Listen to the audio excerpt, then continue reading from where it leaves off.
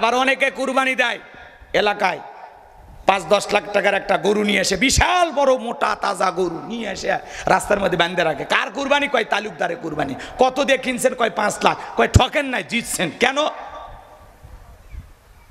কয় এই যে গরু, বিশাল গরু, ঠকেন আপনি, জিতছেন। তালুকদারকে আমি ঠকার মানুষ, বোকা শোকা মনে হয়। এই যে পিছনে রান দেখা যায়, এক রানই তো 4 মণ গোস্ত হবে।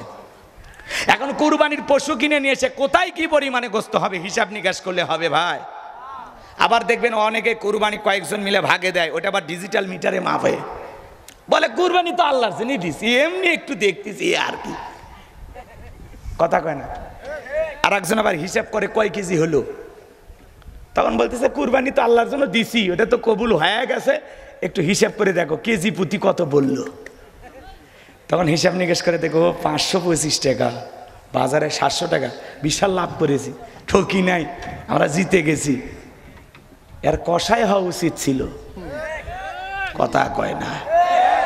এই কুরবানি আল্লাহর দরবারে কবুল হবে? কুরবানি আল্লাহর জন্য কেজি প্রতি কত পড়লো হিসাব নিকাশ করা যাবে। আপনি যদি একটা 10,000 20,000 টাকার একটা ছাগলও দেন, নিয়ত যদি সহি থাকে, কুরবানি কবুল করবেন কে? 1 নাম্বার নিয়ত সহি, 2 নাম্বার টাকা হওয়া লাগবে হালাল, 3 নাম্বার নামাজ পড়ো, তারপরে কুরবানি করো। এই 3টা জিনিস ঠিক থাকে আপনি যদি একটা ছাগল দেন, আপনার নিয়ত সহি, টাকা হালাল, নামাজি হয়ে কুরবানি দিচ্ছেন, ওই ছাগলের রক্ত জমিনে পড়ার আগেই আরশের মালিক আল্লাহর কাছে কবুল হয়ে যাবে। নবীর সম্মান মর্যাদা আপনাকে আমাকে জানতে হবে। কেন রসুলের ছেলে সন্তানগুলো জীবিত থাকলো না, মারা গেল? আমার ভাইয়েরা, অবশ্যই আমি আপনাদের সামনে তুলে ধরব, গভীর মনোযোগ দিয়ে কথাগুলো শুনবেন।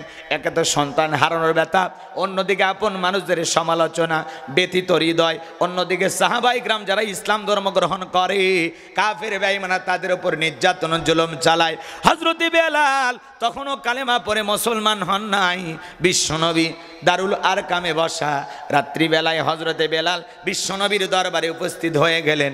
নবীজির চেহারা মোবারকের দিকে তাকাইয়া ডেকে বলেন, নবী গাও, আপনার চাইতে সুন্দর মানুষ আমি জীবনে কোনোদিন দেখি নাই। আপনার আমার নবী কতটা সুন্দর ছিলেন জানেন?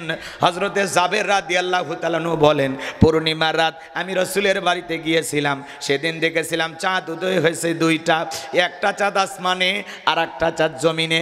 হযরতে জাবের রাদিয়াল্লাহু তাআলা আনহু বলেন, আমি একবার আকাশের পূর্ণিমার চাঁদের দিকে তাকাই, আর একবার বিশ্বনবীর চেহারার দিকে তাকাই। হযরতে জাবের রাদিয়াল্লাহু তাআলা আনহু বলেন, ওই আকাশের পূর্ণিমার চাঁদের চাইতে আমার নবীকে আমার কাছে বেশি সুন্দর মনে হয়। আপনার আমার নবী কতটা সুন্দর ছিলেন জানেন? আম্মা জান আয়েশা বলেন, যারা ইউসুফ নবীর চেহারার দিকে তাকাইয়া ফল কাটতে গিয়ে আঙ্গুল কেটে ফেলে দিয়েছিল, ওরা যদি বিশ্বনবীর চেহারার দিকে তাকাইতো, শুধুমাত্র আঙ্গুল নয়, আঙ্গুল কাটতে কাটতে, হাত কাটতে কাটতে কখন যে নিজের কলিজা কেটে দুফা করে দিত, মুহূর্তের জন্য টের পাইতো না। আপনার আমার নবী এতটাই সুন্দর। আম্মা জান আয়েশা আরো ডেকে বলেন, ও দুনিয়ার মানুষ, তোমাদের একটা সূর্য আছে, আমি আয়েশার একটা সূর্য আছে। তোমাদের সূর্য উদয় হয় দিনের বেলায়, আমি আয়েশার সূর্য উদয় হয় রাতের বেলায়। আল্লাহু আকবার বলেন। আম্মা জান আয়েশা একদিন সেলাইয়ের কাজ করতেছিলেন, হাত থেকে সুইটা পড়ে গেছে, বাতিতে কোনো তেল ছিল না, বাতি জ্বালাইতে পারলেন না, অপেক্ষায় বসে থাকলেন। বিশ্বনবী যখন এশার সালাত আদায় করার পরে ঘরের ভিতরে প্রবেশ করলেন, সর্বপ্রথম আমার নবীজি ঘরে ঢুকে তার প্রিয়তমা স্ত্রী আম্মা জান আয়েশাকে সালাম দিলেন। নবীজি ঘরে ঢুকে স্ত্রীকে কি দিলেন? কথা কয় না কেন? বিশ্বনবী ঘরে ঢুকে তার স্ত্রীকে সালাম দিলেন। এই আমল উম্মতের ঘরে থাকার দরকার আছে না নাই? ঘরে ঢুকে বিবিকে সালাম দিবেন, আসসালামু আলাইকুম রহিমা, কেমন আছো সোনা? ঘরের দরজাটা খোলো না, আমি তোমার লিটনের বাপ, তোমার দিওয়ানা। বউ খুশি হয়ে দরজা খুলবে, কথা বলেন ঠিক কিনা? কিন্তু আমাদের ব্যবহার এত ভালো না, এত মিষ্টি কথা আমরা বলতে পারি না। রাগান্বিত হয়ে ঘরের দরজায় ডাক দেয়, এ রুবেলের মা, এ দরজা খোল, বেশি দেরি হলে দরজা ভাঙ্গা ফেলে দিয়া তোর পিঠের উপর আজ কি যে হবি রে। ভিতর থেকে বউ বলে, এটা স্বামী না সেকেন্ড আজরাইল। কথা কোন ঠিক কিনা? আমার ভাইয়েরা, বাড়িতে যা মিষ্টি ব্যবহার করবেন, বউকে প্রথমে সালাম দিবেন, লোকজন যদি না থাকে বইয়ের হাতটা ধরে মুসাফা করবেন। কার হাত? এ যুবক, কার হাত? বইয়ের হাত, পাশের বাড়ির ভাবির হাত না, ধরলে ঝাঁটা দিয়া পিটাবে। বইয়ের হাত ধরে মুসাফা করবেন। আর একেবারে যদি ময়দান ফাঁকা থাকে কোলাকুলিও সেরে নেবেন। স্বামী স্ত্রীর মধ্যে যদি সালাম আদান প্রদান হয়, একে অপরের প্রতি ভক্তি, শ্রদ্ধা, বিশ্বাস, ভালোবাসা বেড়ে যায়। যে স্ত্রী আপনাকে যেই মুখ দিয়ে সালাম দিবে ওই মুখ দিয়ে আপনাকে গালি দিতে পারবে না। আপনি যেই মুখ দিয়ে বিবিকে সালাম দিবেন সেই মুখ দিয়ে গালি দিতে পারবেন না। কথা বলে ঠিক কিনা? স্বামী স্ত্রীর মধ্যে সালাম আদান প্রদান হলে আল্লাহর পক্ষ থেকে রহমত নাজিল হয়। বলুন আল্লাহু আকবার। আজকে ঘরে ঘরে শান্তি নাই, অশান্তি অশান্তি। কথা বলেন না কেন? সকালে বিয়ে করে বিকেলে তালাক দেয়, সন্ধ্যায় বিয়ে করে সকালে তালাক দেয়। দাম্পত্য জীবনে কোনো সুখ নাই, শান্তি নাই। কারণ হলো পারিবারিক জীবনে আমরা রসুলের সুন্নতগুলো ভুলে গেছি। দাম্পত্য জীবনে যদি সুখ পেতে চান, ভালোবাসাতে পেতে চান, রসুলের 4টা সুন্নত প্রত্যেকটা পরিবারে কায়েম করা লাগবে। এই 4টা সুন্নত যদি চালু থাকে তাদের দাম্পত্য জীবনে কোনোদিন অশান্তি আসবে না, সম্পর্ক টিকে থাকার গ্যারান্টি। কথা বলেন ঠিক কিনা? সুন্নত মাত্র কয়টি? আরো জোরে কারা কারা শুনবেন? 2 হাত তুলে আল্লাহকে একবার দেখান। লিল্লাহে তাকবীর। হাত জামান বাজান গো আমার। কি সেই 4টি সুন্নত যদি আমি শুরু করে দেই, এখনই আলোচনা এলোমেলো হয়ে যাবে। আমাকে একটু সময় দেন, আপনারা একটু ধৈর্য নিয়ে বসেন, বাকি কথাগুলো বলবো ইনশাআল্লাহ। তাহলে ঘরে ঢুকে স্ত্রীকে সালাম দিবেন তো ইনশাআল্লাহ? কথা কয় না কে? এক যুবক বলতেছে হুজুর সালাম দিতে গিয়ে শরম লাগে। আমি তখন বললাম বিয়ে করছো? কয় কি বলেন হুজুর, 3টা সন্তানের বাপ আমি। কথা বোঝেন নাই মনে হয়, রাগ করেছেন। যুবক তোমরা মন খারাপ করতেছো বাবা। তখন আমি বললাম বউকে সালাম কি দাও? কয় হুজুর সালাম দিতে গিয়ে শরম লাগে।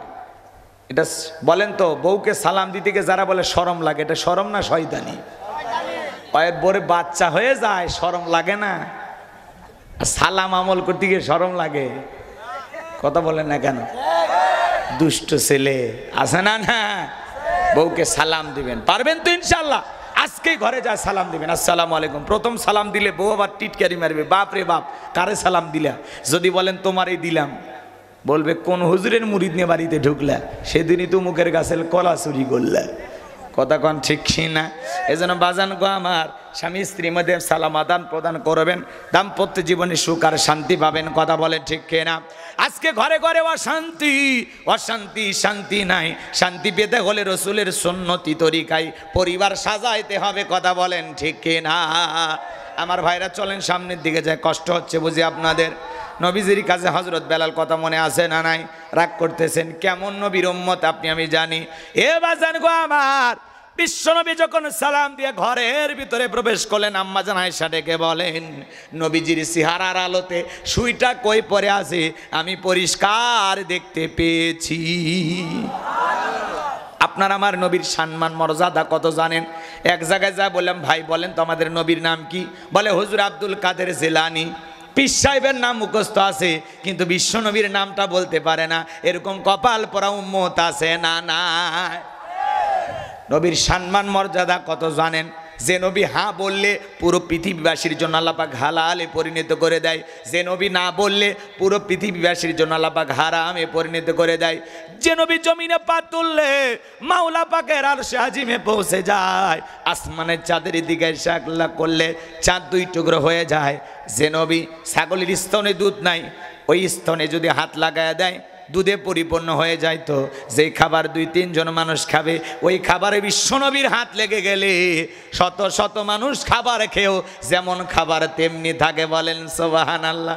বিশ্বনবী যখন জমিনে পথ চলতেন আসমানের মেঘ এসে ছায়া প্রদান করতো। বলেন আল্লাহু আকবার। নবীজি যখন ঘেমে যেতেন নবীজির শরীরের ঘামগুলো আম্মা জেনেরা সুন্দর করে নিয়ে শিশির ভিতরে জমা রাখতেন। বিশেষ দিনে রসুলের শরীরের ঘামগুলো সুগন্ধি হিসাবে ব্যবহার করা হতো। বলুন আল্লাহু আকবার। দয়ার নবী মায়ার নবী গ আপনি নবী আমার জীবনের জীবন, প্রেমের নবী দয়ার নবী গ আপনি নবী আমার জীবনের জীবন, দেখায় আপনার মজেজা ভাগ্যবতী বিবি খাদিজা আপনারে করিল জীবনের আপন, ধন দৌলত কিছু ধন দৌলত যা ছিল চরণ তলে সব সফিয়া দিল আপনারে করিল জীবনের আপন দয়ার নবী মায়ার নবী গ আপনি নবী আমার জীবনের জীবন দয়ার নবী মায়ার নবী গ আপনি উম্মতের জীবনের চেয়েও আপন কথা বলেন ঠিক কিনা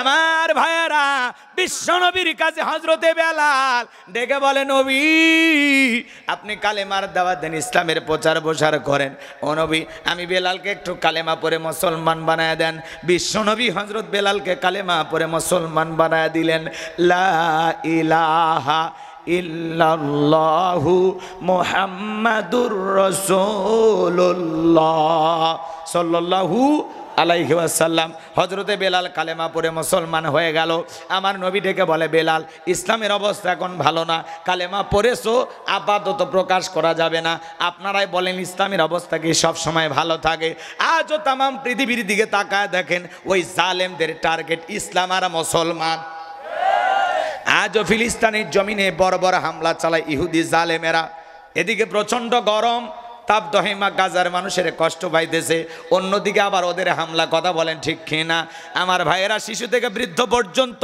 মসজিদ মাদ্রাসা হাসপাতাল কোনো কিছু এই জালেমদের হামলার হাত থেকে রক্ষা পায় না এই বর্বর জাতি ৭৭ বছর ধরে ফিলিস্তিনের নিরীহ মুসলমানদের উপর নির্যাতন জুলুম চালায় যাচ্ছে আল্লাহর কাছে দোয়া করি আল্লাহ ফিলিস্তিনের মুসলমানদেরকে আপনি বিজয় দান করুন জোরে বলুন আমিন আর ওই ইহুদি জাতি জালেমদেরকে নমরুদ ফিরাউনের মতো ধ্বংস করুন জোরে বলেন আমিন আর একটু জোরে বলেন না আমিন আমার ভাইয়েরা হিটলার এদেরকে এমনি মারে নাই ৬০ লক্ষ ইহুদি কেন মারছিল এই হিটলার মরার আগে বলে গেছে মানুষ মারলাম তোমরা আমারে স্বৈরাচারী বলো কথা কয় না কেন এই ইহুদিগুলোকে মারছি টের পাইবা কিছু আন্ডা বাচ্চা রেখে গেলে পরে টের পাইবা আমি হিটলার ইহুদিদেরকে কেন হত্যা করেছি আমরা তো এখন টের পাইতেছি এই সামান্য কিছু ইহুদি মুসলমানদের বিস্ফোরা ওদের নির্যাতন জুলুম দেখতে দেখতে আমরা অতিষ্ঠ হয়ে যাচ্ছি ওদের বর্বর নির্যাতন জুলুমে প্রতিদিন মুসলমানের না খেয়ে রাত্রি যাপন করতেছে কথা বলেন ঠিক কিনা আমার ভাইয়েরা এই ইহুদি জাতি হলো পৃথিবীর সবচেয়ে নিকৃষ্ট জাতি এদের অন্তরে কোনো মায়া দয়া নাই এরা চতুষ্পা জঙ্গলি জানোয়ারের চাইতে নিকৃষ্ট এই জন্য আল্লাহ বলেন উলাইকা কাল আনআম বালহুম আদল কিছু কিছু মানুষ আছে যারা চতুষ্পা জন্তু জানোয়ারের চাইতে নিকৃষ্ট কথা বলেন ঠিক কিনা এই ইহুদি জাতিকে না দেখলে আমরা বুঝতাম না ওরা 3 বছরে 2 বছরের শিশু পর্যন্ত দেখে না তাদের উপরে পর্যন্ত হামলা চাল কথা বলেন না কেন আল্লাহর কাছে দোয়া করবেন না আল্লাহ ফিলিস্তিনি মুসলমানদেরকে আপনি বিজয় দান করুন জোরে বলুন আমি এখনো হামলা চলতেছে আর কত আমার ভাইয়েরা এই জন্য গভীর মনোযোগ দিয়ে কথাগুলো শুনবেন তামাম পৃথিবীর 200 কোটি মুসলমান যদি একসাথে প্রতিবাদ করত মুসলিম রাষ্ট্রগুলো যদি ফিলিস্তিনি মুসলমানদের পাশে দাঁড়াইতো বিশ্বাস করেন জালেমেরা হামলা করার সাহস পাইতো না কথা বলেন ঠিক কিনা একদিকে মুসলমান একদিকে জালেমেরা মুসলমান মারে অন্যদিকে মুসলমানেরা চেয়ে চেয়ে দেখে এই জন্য ওরা মারার সাহস আরো বেশি পায় প্রত্যেকটা দেশের মুসলিম কান্ট্রির নেতাগুলো যদি বিশ্বের বড় বড় মুসলিম রাষ্ট্রের নেতাগুলো যদি এই জালেমদেরকে হুমকি দিত আর একবার যদি হামলা করো পৃথিবীর জমিন থেকে তোমাদেরকে নিশ্চিহ্ন করে দেব ইরান কিছুটা প্রতিহত করতেছে আমরা শুধু বলবো ইরান নয় পৃথিবীর সকল মুসলমান দেশগুলো যেন ফিলিস্তিনি মুসলমানদের পাশে দাঁড়াইয়া ওই জালেমদের হাত থেকে আমাদের নিরীহ নির্যাতন জুলুম সহ্যকারী ফিলিস্তিনি মুসলমানদের পাশে দাঁড়ায় কথা বলেন ঠিক কিনা আল্লাহ ফিলিস্তিনি মুসলমানদেরকে আপনি বিজয় দান করুন একটু জোরে বলেন আমিন আমার ভাইয়েরা যেখানে মুসলমান সেখানে চলতেছে জালেমদের জুলুম আর নির্যাতন কথা বলেন ঠিক কিনা কিন্তু মনে রাখবেন হাজারো নির্যাতন জুলুম করেও ওরা মুসলমানদেরকে বিদায় করতে পারবে না জুলুম নির্যাতন যত বাড়বে মুসলমানদের বিজয় তত নিকটে জালেমদের শেষ পরিণতি হলো পরাজয় আর ইমানদারদের শেষ পরিণতি হলো বিজয় বিজয়ের মালা আমরাই পরবো বিজয়ের হাসি একদিন আমরাই হাসবো, কিন্তু একটু কষ্টের পথ পাড়ি দিতে হচ্ছে, একটু ঘন কালো আধার রাত পাড়ি দিতে হচ্ছে। কথা বলেন ঠিক কিনা? বিজয় আসবেই ইনশাআল্লাহ, হয় 2 দিন আগে নয় তো 2 দিন পরে। কথা বলেন ঠিক কিনা? ভয় পাওয়ার কোনো কারণ নাই। মুসলমান মার খাইতেও জানে, পাল্টা মার দিতেও জানে। হামাস মুসলমানের এখন কিছুটা প্রতিহত কথা শিখছে। এই যে হুতি, ইরান, এরা যেভাবে পাশে দাঁড়াইতেছে, হবে বিজয় আশা করতেছে খুব দ্রুতই শুনতে পারবেন আলহামদুলিল্লাহ ফিলিস্তিনের মুসলমানেরা বিজয় লাভ করেছে।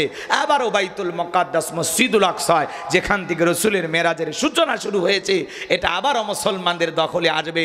মুসলমানেরা নির্বিঘ্নে আসমানের মালিক প্রভুকে সিজদা দেবে। কথা বলে ঠিক কিনা? আমার ভাইয়েরা চলুন সামনের দিকে যায়।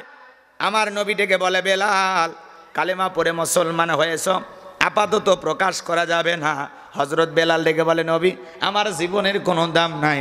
আমার মনিব ওমায়েকে বলেছিলাম উর্দুম্বা ছাগল পেশাব পায়খানা করে দেয়, এই ঘরে থাকতে আমার বড় কষ্ট হয়। ওমায়ে ডাইকে বলে, বেলাল উর্দুম্বা ছাগলের দাম আমার কাছে আছে, কিন্তু তোর মতো কালো হাফসি বেলালের দাম আমার কাছে নাই। এই কথা বলে, ও নবী আপনি আমার জন্য একটু শুধু দোয়া করে দেন, মৃত্যু পর্যন্ত জানো কালেমার পথে টিকে থাকতে পারি। এই কথা বলে হজরতে বেলাল চলে গেলেন। পরের দিন সকালবেলা সূর্য উদয় হয়ে গেছে, অনেকটা বেলা হয়ে গেছে। হজরত বেলাল দরজা খোলে না। অন্য চাকর বাকর যারা আছে এরা লালিশ নিয়ে চলে গেল ওমায়ের কাছে, যাই বলে, নেতা এখন পর্যন্ত বেলাল দরজা খোলে নাই, উর্দুম্বা ছাগলের পেশাব পায়খানা পরিষ্কার করে নাই, তাই নাকি? বলে হ্যাঁ। এইবার দরজায় ডাক দেয়, বেলাল দরজা খোল। হজরতে বেলাল দরজা খোলে না, জোরে করে ধাক্কা মারছে। যখন দরজা খুইলে গেছে তখন ওমায়া তাকায় দেখে যেই রাত্রিতে হজরতে বেলাল কালেমা পড়ে মুসলমান হয়েছে, ওই রাত্রিতে একটা উর্দুম্বা ছাগলের কাছে কোনো পেশাব পায়খানা নাই। বলেন আল্লাহু আকবার। এইবার ওমায়া ডেকে বলে, চাকরের দল বেলালের বিরুদ্ধে মিথ্যা অভিযোগ দাও। তোমরা যখন ঘুমাচ্ছিলে বেলাল তখন ময়লা আবর্জনা পরিষ্কার করেছে, তাকায় দেখো না একটা উর্দুম্বা ছাগলের কাছে কোনো পেশাব পায়খানা নাই, যাও নিজেদের কাজ করো। এই কথা বলে ওদেরকে তাড়িয়ে দিয়া এক পা দুপা করে হজরতে বেলালের কাছে চলে গেলেন। হজরতে বেলাল দেয়ালে পিঠটা লাগাইয়া জিব্বা নাড়ায় জিকিরি করে কার। এইবার হজরতে বেলালকে উমাইয়া হালকা করে ধাক্কা মারছে, যখন জবান দিয়ে কালেমার আওয়াজ বের হয়েছে তখন ওমায়া ডেকে বলে, বেলাল তোর জবান দিয়ে কি শুনলাম, তুমি কি কালেমা পড়ে মুসলমান হয়েছ? হজরতে বেলাল ডেকে বলে, মুসলমান হয় যারা মিথ্যা কথা বলতে পারবে না তারা। চিৎকার মেরে বলেন আল্লাহু আকবার। অকুনু মা'আস সাদিকিন, মুসলমানেরা হবে সত্যবাদী। কথা বলেন ঠিক কিনা? কথা বলেন না, কষ্ট হচ্ছে। অকুলু কাউলান সাদিদা, মুসলমানেরা হবে সত্যবাদী। মুসলমানেরা কখনো মিথ্যাবাদী হতে পারে? আমাদের সমাজে মিথ্যাবাদী আছে না নাই? সকালবেলা মিথ্যা কথা বললে নাস্তা করে, দুপুরে লাঞ্চ করে, রাতে ডিনার করে, ভরা পেটেও মিথ্যা, খালি পেটেও মিথ্যা। এক ঠ্যাং কবরে চলে গেছে, এরপরে মিথ্যা বলা ছাড়ে না। মিল্টন সমানদারের মতো সবাই ভালো মনে করেছিল, এখন দেখা যাচ্ছে বৃদ্ধাশ্রম খুলে অসহায় মানুষের সেবার নামে তাদেরকে কিছুদিন সুস্থ রেখে আবার চিকিৎসার নাম কইরা তাদের কিডনিগুলো বিক্রি করে দেয়, দেহের অঙ্গ প্রত্যঙ্গ বিক্রি করে দেয়, সেবার নামে মুখোশের আড়ালে এই ধরনের কাজ করতেছে। আজকে মুখোশের আড়ালে সব কি হচ্ছে?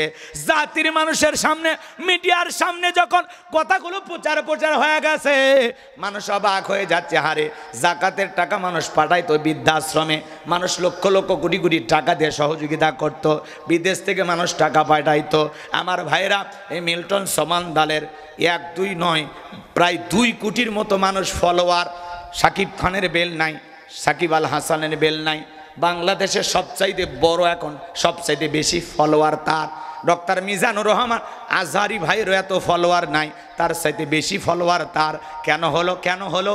বিভিন্ন ওলামা ইকরামদের ছবি দিয়া, কখনো শাইখুল হাদিস আল্লামা মামুনুল হকের ছবি দিয়া, কখনো আল্লামা দেলোয়ার হোসেন সাইদি হুজুরের ছবি দিয়া বলে, আমি সাইদি সাহেব বলছি আমাকে একটা ভোট দেন, ডান পাশের বাটনে একটা লাইক দেন। বোঝেন নাই?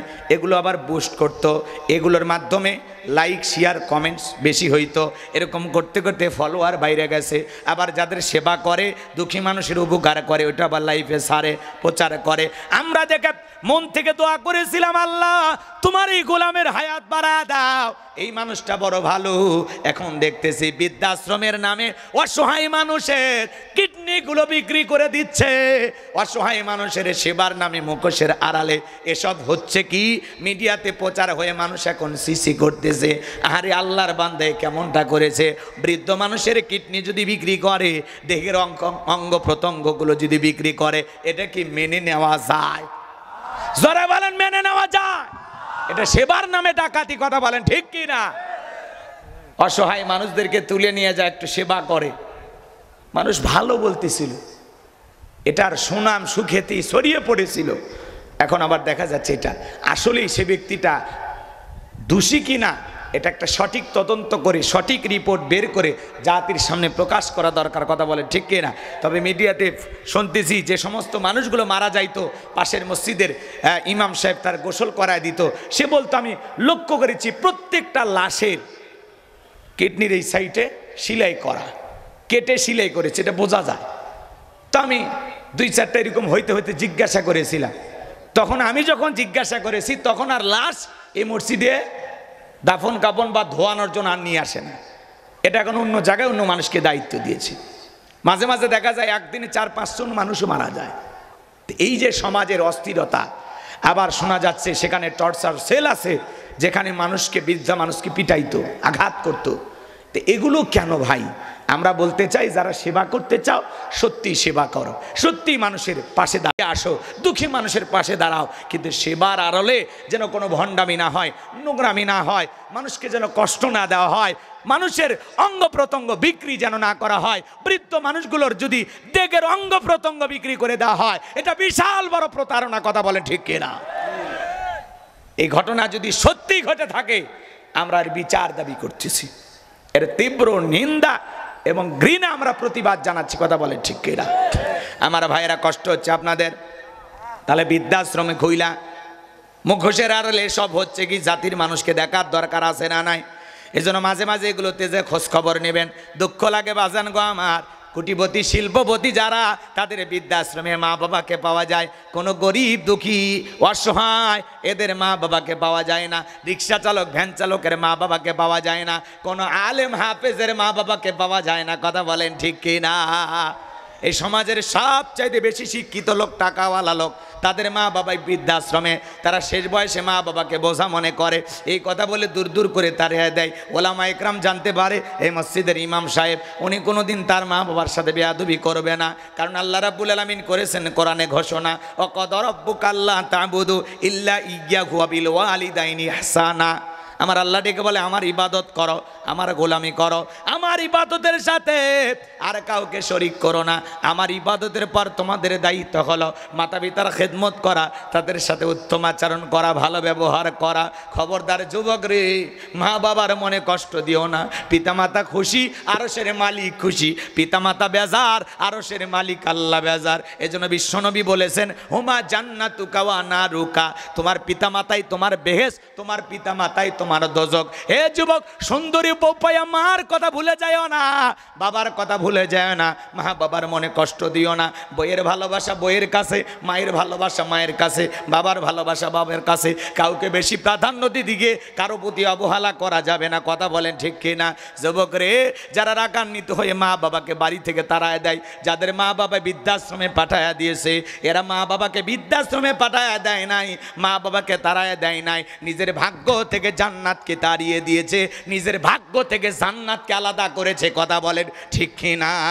পিতামাতা খুশি, আল্লাহ রাস্তা থেকে তুলে কোটিপতি বানায়া দেবে, পিতামাতা বেজার, ওই 10 তলা 5 তলা বিল্ডিং থেকে আল্লাহ রাস্তার ফকির বানাইতে সময় লাগবে না। এজন্য পিতামাতার দোয়া নেবেন না, বদদোয়া, কথা বলেন না কেন? পিতামাতার খেদমত করতে হবে, মা বাবার মনে কষ্ট দেওয়া যাবে না, পিতামাতার মন খুশি রাখতে হবে। তারা শিশুকালে যেভাবে আমাদেরকে আগলে রেখেছেন, বৃদ্ধকালে বয়স বেশি হয়ে গেলে সেভাবে মা বাবাকে আগলায় রাখবেন, ভালোবাসা দেবেন। মা বাবা কত বড় দামি নিয়ামত, সে মা বাবার চেহারার দিকে তাকাইলে, ভালোবাসার নজরে তাকাইলে আমল নামায় আল্লাহ কবুল হজরে সব লিখে দেয়। হে যুবক, সেই মা বাবার মনে কোনোদিন কষ্ট দিবা না, পিতা মাতার মন জয় করবা। পিতা মাতার দোয়া নিতে কোন কোন যুবক রাজি? দুইটা হাত তুলে আল্লাহকে একবার দেখাও। আল্লাহ আমাদের সবাইকে পিতা মাতার খেদমতকারী সন্তান হিসেবে কবুল করুন। জোরে বলুন আমিন। আরেকটু জোরে বলুন আমিন। আমরা কি বৃদ্ধাশ্রমে মা বাবাকে পাঠাইয়া শেষ বয়সে তাদের কিডনিগুলো কেউ বের করে নেই, এটা কি আপনারা চান? আমার ভাইয়ের আজকে সেবার আড়ালে কি হচ্ছে?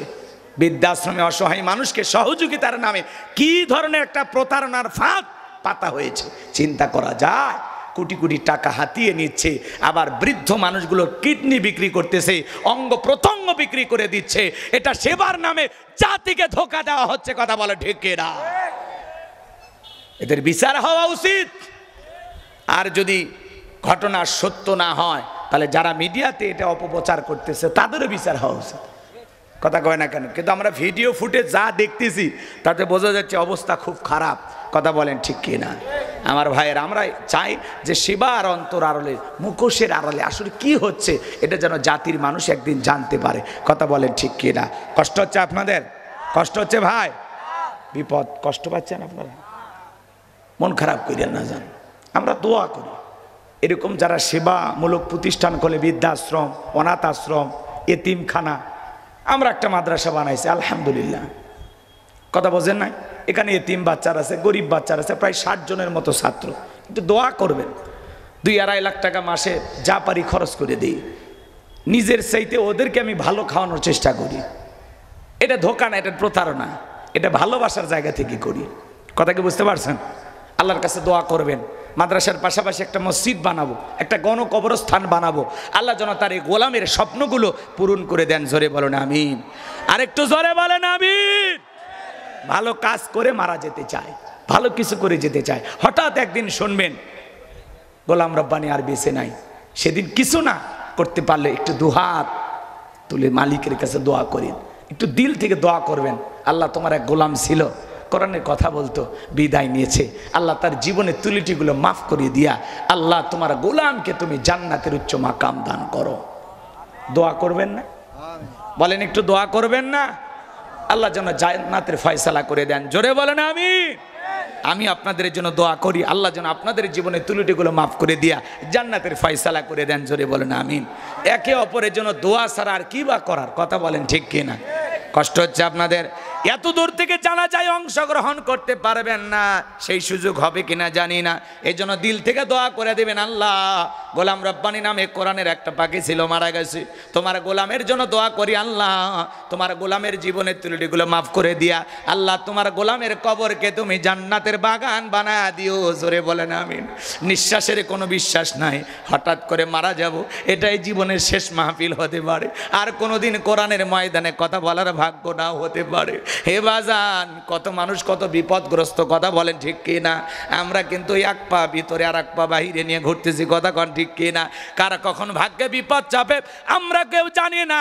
হাজারো কষ্ট নির্যাতন সহ্য করেও পৃথিবীর জমিনে আমরা টিকে থাকবো। আমরা ভীত কাপুরুষের জাতি না, আমরা মুসলিম জাতি, পিতা ইব্রাহিমের সন্তান। আমরা ভয় পাওয়ার জাতি না। কথা বলেন ঠিক কিনা? সামনের দিকে যায়। কষ্ট হচ্ছে আপনাদের? যে কথা বলতে চাচ্ছিলাম বাজান, হৃদয়ের কান পেতে কথাগুলো শুনবেন। আমি যে কথা বলতে চাচ্ছিলাম, হজরতে বেলালের কথা মনে আছে না নাই? উমায় ডেকে বলে, বেলাল রে, উদ্দুম্বা ছাগলের মালিক বানায় দেব, থাকার জন্য ভালো ঘর বাড়ি ব্যবস্থা করে দেব। হজরতে বেলাল ডেকে বলে, ও মাইয়া, দুনিয়ার কোনো পার্থিব সম্পদের বিনিময়ে বেলাল তার ইমান বিক্রি করবে না। বলেন আল্লাহু আকবার। এইবার ডেকে বলে, আমার কথা না শুনলে বড় নেতা আবু জেলকে খবর দেব। বলে, আমি দুনিয়ার কোন আবু জেলকে ভয় করি না, আমি ভয় করি আমার আল্লাহকে। একটু চিৎকার মেরে বলেন আল্লাহু আকবার। এইবার উমাইয়া দৌড়ে চলে গেছে আবু জেলের বাড়িতে, যায় বলে, নেতা, সংবাদ খুব খারাপ, আমার বাড়ির কিদোদার বেলাল কালেমা পড়ে মুসলমান হয়েছে। তাই নাকি? বলে, হ্যাঁ ঠিক আছে, যাও, আমি আসতেছি। এইবার আবু জেল তার ক্যাডার মাস্তান সাঙ্গপাঙ্গ বিশেষ একটা বাহিনী ছিল, যাদের কাজই হলো মুসলমানদের উপর নির্যাতন জুলুম চালানো। ওই সময় কালেমা পড়ে মুসলমান হইতো যারা, আবু জেহেল তার ক্যাডার মাস্তান নিয়ে তাদের উপর নির্যাতন জুলুমের স্টিম রোলায় চালাইতো। তাহলে আবু জেহেলের একটা বিশেষ বাহিনী ছিল যাদের কাজ হলো মুসলমানদের উপর নির্যাতন জুলুম চালানো। আজও পৃথিবীতে জালেমদের বিশেষ একটা বাহিনী আছে যাদের কাজই হলো ইমানদার মুসলমানের ওপরে জুলুম করা। অনেকে ওটা বাসা করতেছেন, কেন খারাপ লাগে? নিজের ওয়াদাটা ঠিক রাখবেন না। না,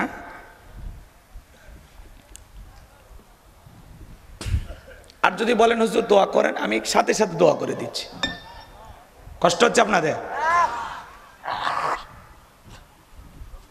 আমরা ওয়াদা দেওয়ার বেলায় শক্ত, কিন্তু ওয়াদা পালনের ব্যাপারে আমরা ব্যর্থ। কথা কয় না? হাত তুলবেন, নামাজ পড়বেন, হাত তুলবেন, পিতা মাতার খেদমত করবেন, হাত তুলবেন। আবার কিছুদিন আসে এই এলাকায় শোনা যাবে যে মা বাবাকে একজন ধরে মারছে, হাত তোলে, নামাজ পড়ব।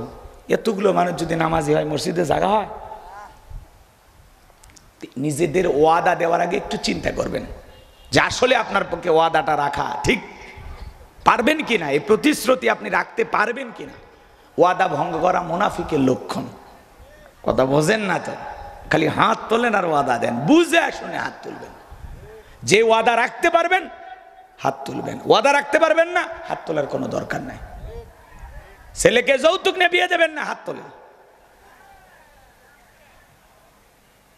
কে দেয়?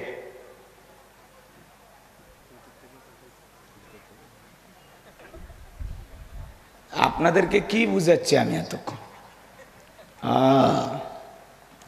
ভালোই বোঝেন, বোঝা যাচ্ছে, ঠিক আছে। আমি কি বলতেছি এতক্ষণ? নাজিলের প্রেক্ষাপট, ওই সময় প্রেক্ষাপটটা কেমন ছিল, কোন প্রেক্ষাপটে সূরা কাউসার নাজিল হয়েছে, তা আপনি কি বুঝলেন? কে লিখছেন এটা? আসেন তো দেখি। এই স্লিপটা কে পাঠাইছেন? আসেন, এর লেখক কে? আসেন। না বুঝে পাঠাইলে হবে? বোঝা লাগবে আপনার। আপনার তো আগেই বললাম যে আসলে সেই সময়ের প্রেক্ষাপটটা কেমন ছিল তুলে ধরতেছি। একদিকে সন্তান হারাইলেন, কাফেরদের সমালোচনা, আবার বেলালের মতো সাহাবীদের উপর নির্যাতন, সেই প্রেক্ষাপটে আল্লাহ পাক সূরা কাউসার নাজিল করেছেন, সেটা একটু তুলে ধরতেছি। কষ্ট হয় না? বুঝেই ফাল পারে। লিল্লাহে তাকবীর। আমার ভাইয়েরা গভীর মনোযোগ দিয়ে কথাগুলো শুনবেন। এই আবু জেহেল এইবার সাঙ্গ পাঙ্গ নিয়ে কাটার মাস্তান সঙ্গে নিয়া ওমায়ের বাড়িতে হাজির হয়ে গেল। ডেকে বলে, বেলাল এই দিকে আসো, আমি তোমারে মোহাব্বত করি, তোমার ওপর বিশেষ ভালোবাসা আছে আমার। বেলাল রে, এসব কি শুনছি, তুমি নাকি কালেমা পড়ে মুসলমান হয়েছো। বেলাল উর্দুম্বা, ছাগলের মালিক যদি হতে চাও বানায় দেব, টাকা পয়সা যা লাগে দেব, ব্যবসা বাণিজ্য যদি করতে চাও দিরহাম টাকা পয়সা যা চাও দেব, ঘর বাড়ির প্রয়োজন হলে বানায় দেব। ও বেলাল, তুমি চাইতে দেরি, আমরা প্রস্তুত করতে দেরি করব না, তুমি চা চাইবা আমরা তাই দেব। হজরতে বেলাল ডেকে বলে, আবু জেহেল রে, দুনিয়ার সব সম্পদ যদি বেলালকে দিতে চাও, দুনিয়ার সব সম্পদ ছাড়তে রাজি, বিশ্ব নবীর কালেমা ছাড়তে রাজি নাই। বলেন আল্লাহু আকবার। বেলালের মতো যারা ইমানদার এরা কখনো বিক্রি হয় না। মুনাফিক মার্কা মুসলমান যারা টাকার কাছে বিক্রি হয় তারা, কথা বলেন ঠিক কিনা? টাকা সেই দিকে, ওদের ফতুয়া সেই দিকে। টাকা পাইলে বাতিলের 5 গোলাম হয়। অবৈধ জিনিসটাকে বৈধ বলে, বৈধ জিনিসটাকে অবৈধ বলে। টাকা সেই দিকে, ফতুয়ার জোর তাল সেই দিকে। কথা কি বোঝা যায়? আছে না নাই? তাহলে মুনাফিক মার্কা মুসলমানেরা টাকার কাছে ঈমান আমল বিক্রি করে। কথা বলে ঠিক কিনা আমার ভাইরা? আর বেলালের মতো খাঁটি ইমানদার এরা হাসতে হাসতে দুনিয়াকে পায়ের তলে ফেলে, এরপরে নিজের ইমান বিক্রি করে না। কথা বলেন ঠিক কিনা? আবু জেহেল ডেকে বলে, বেলাল রে, এত বড় লোভনীয় প্রস্তাব দিলাম, রাজি হইলা না। সোজা আঙ্গুলে ঘিউ না উঠলে আঙ্গুলে একটু বাঁকা করা লাগবে। এই কথা বলে বাজান গো আমার ভালো করে বোঝার চেষ্টা করবেন। সোজা আঙ্গুলে ঘিউ না উঠলে আঙ্গুলে একটু বাঁকা করা লাগবে। এই কথা বলে আবু জেহেল ডেকে বলে, এদেরকে চাবুক দিয়ে পিটাও। হজরত বেলালকে চাবুক দিয়ে পিটানোর অনুমতি দেওয়া দেওয়া হলো। এইবার যুবকের দলেরা চাবুক দিয়ে পিটাইতে পিটাইতে কালো চামড়াগুলো ফেটে রক্ত বের হয়ে যাচ্ছে। এরা যত জোরে চাবুক মারে বেলাল তত জোরে আল্লাহর জিকির করে। আমার ভাইয়েরা, আবু জেহেল ডেকে বলে, বেলাল চাবুক দিয়ে পিটাইতে পিটাইতে কালো চামড়াগুলো ফেটে রক্ত ঝরতেছে, হে বেলাল এরপরেও কি নবী মুহাম্মদ সাল্লাল্লাহু আলাইহি সাল্লামের কালেমা ছাড়বি না? হযরত বেলাল ডেকে বলে, আবু জেহেল রে, মারতে মারতে যদি মেরেও ফেলে দাও জীবনটা দিতে রাজি, বিশ্ব নবীর কালেমা ছাড়তে রাজি নাই। বলেন আল্লাহু আকবার। আমার ভাইয়েরা, এইবার আবু জেহেল ডেকে বলে, এই যুবকের দলেরা বেলালের পায়ে রশি লাগাও। পায়ে রশি লাগানো হলো। মরুভূমির উত্তপ্ত গরম বালিগুলো এত গরম ছিল চাল দিলে মুড়ি হয়ে যাইতো। আজকে প্রচন্ড গরম, তীব্র তাপদাহ, মানুষ কষ্ট পাইতেছে আর চিৎকার মেরে দেখতে বলতেছে, হিট অফিসার কোথায়? ওনাকে তো পাওয়া যাচ্ছে না। আরে ভাই, ওনাকে দিয়ে কি করবেন? তীব্র গরম কেমন? আপনি পাপ কমান, মালিক গরম কমাবে। কথা বলেন ঠিক কি না? মরুভূমিকে দুবাইয়ের মতো একটা দেশ, মরুর বুকে বন্যা দিয়েছেন কে? কোটি টাকার গাড়ি বন্যার পানিতে ভেসে যাচ্ছে। আর যেই দেশে বৃষ্টি হওয়ার কথা সেই দেশে প্রচণ্ড গরম, আমরা সহ্য করতে পারতেছি না। আমরা পাপ কমাবো, মালিক সূর্যের তাপ কমাবে। কথা বলেন ঠিক না? তুমি আমি গুনাহ কি কম করেছি? কথা বলেন না কেন? সূরা রুমের 41 নম্বর আয়াতে আল্লাহ রাব্বুল আলামিন বলেন, জলে স্থলে যত বিপর্যয় ঘটে সব বান্দার দুই হাতের কামাই। কথা বলেন ঠিক কি না? আপনি আমি অপরাধ করেছি, অন্যায় করেছি, অশ্লীলতা বেড়ে গেছে, গুনাহ বেড়ে গেছে। এই জন্য আল্লাহ রাব্বুল আলামিন মাঝে মাঝে একটু গরম দিয়া, একটু ভূমিকম্প দিয়া, হালকা একটু বন্যা দিয়া বুঝাই, বান্দা এখনো সময় আছে, সোজা হয়ে যা, বাঁকা পথে চলিস না, গুনাহ করিস না, তওবা করি আমি আল্লাহর দিকে ফিরে আই। কথা বলেন ঠিক কি না? আর আপনি হিট অফিসার খোঁজেন। ভদ্র মহিলা আবার বলে দিয়েছে, আপনারা বাড়ির থেকে বের হয়ে গেলে চার্জার ফ্যান নিয়ে বের হবেন। কথা কয় না কেন? ব্যাগের ভিতরে পানি রাখবেন, আবার বাহিরে যখন বের হবেন একটা ছাতা রাখবেন। ওনার যে দায়িত্ব উনি পালন করছে, এখন আপনারা আমল করেন কাল থেকে। কথাকে বোঝা গেল? এগুলো নিয়ে আলোচনার সমালোচনা করে আপনার আমার কোনো লাভ নাই। তওবা ইস্তেগফার করেন, মালিকের কাছে কান্না করেন, 2 রাকাত নফল নামাজ পড়ে আল্লাহর কাছে কাঁদেন। কান্নার মতো কান্না, সিজদার মতো সিজদা যদি কবুল হয়ে যায়, আসমানের মালিক বৃষ্টি দিতে দেরি করবে না, ঠান্ডা বাতাস পাঠাতে দেরি করবে না। কথা বলেন ঠিক কি না? আমার ভাইরা, চলেন সামনের দিকে যায়। মরুভূমির গরম বালিতে হযরত বেলালকে শেষরায় নিয়ে ঘোরা গেল। পাবলা গাছের কাঁটাগুলো জিব্বার ভিতরে পেরেকের মতো মারা হলো। বিকেল বেলা নিয়ে এসে বলে, বেলাল চাবুক দিয়ে পিটাইলাম, পাইরসি লাগাই নিয়ে ঘুরলাম, এত নির্যাতন জুলুম করলাম রে বেলাল, এরপরেও কি বিশ্ব নবীর কালেমা ত্যাগ করবে না? হযরত বেলাল ডেকে বলে, আবু জেহেল রে, মারতে মারতে যদি মেরে ফেলে দাও, বেলালের নিঃশ্বাস থাকবে যতদিন, বেলাল ইসলামের পথে টিকে থাকবে ততদিন। বলেন আল্লাহু আকবার। এইবার যুবকদেরকে বলে, হে যুবকের দল, কয়েকজন মিলে বিশাল বড় একটা পাথর নিয়ে আসে বেলালের বুকের উপরে চাপায়া দাও। তাই করা হলো। বিশাল বড় পাথর হযরতে বেলালের বুকের উপরে চাপাই দিয়া আবু জেহেল ভাবলো এইবার বেলাল মারা যাবে। এই কথা ভেবে কাফেররা চলে গেল। হযরতে বেলালের বুকের উপরে বিশাল বড় পাথর, চোখের কোনায় পানি, এরপরে জিহ্বা নাড়ায়া জিকির করে কার? আপনাকে তো জিকির করার জন্য কেউ পিটায় না, থাপ্পড় মারে না। এরপরে আমরা কপাল পর আল্লাহর বান্দা জিকিরি করি না। জিকিরি করার জন্য আলাদা সময় লাগে না। ধান কাটতে কাটতে জিকিরি করা যায়, মাঠে কাজ করতে করতে জিকিরি করা যায়, দোকানদারি করতে করতে জিকিরি করা যায়, রাস্তা দিয়ে চলতে চলতে জিকিরি করা যায়। জিকিরি করার ইচ্ছা থাকলে সব সময় জিকিরি হবে কার? হাদিস শরীফের ভিতরে আসছে, বাজান গো আমার, যার জিহুব্বাটা সবসময় আল্লাহর জিকিরে ভিজে থাকবে, ওই জিহুব্বাওয়ালা মানুষ কোনোদিন জাহান্নামের আগুনে জ্বলবে না। চিৎকার মেরে বলুন সুবহানাল্লাহ। তাহলে সব সময় জিকিরি করব কার?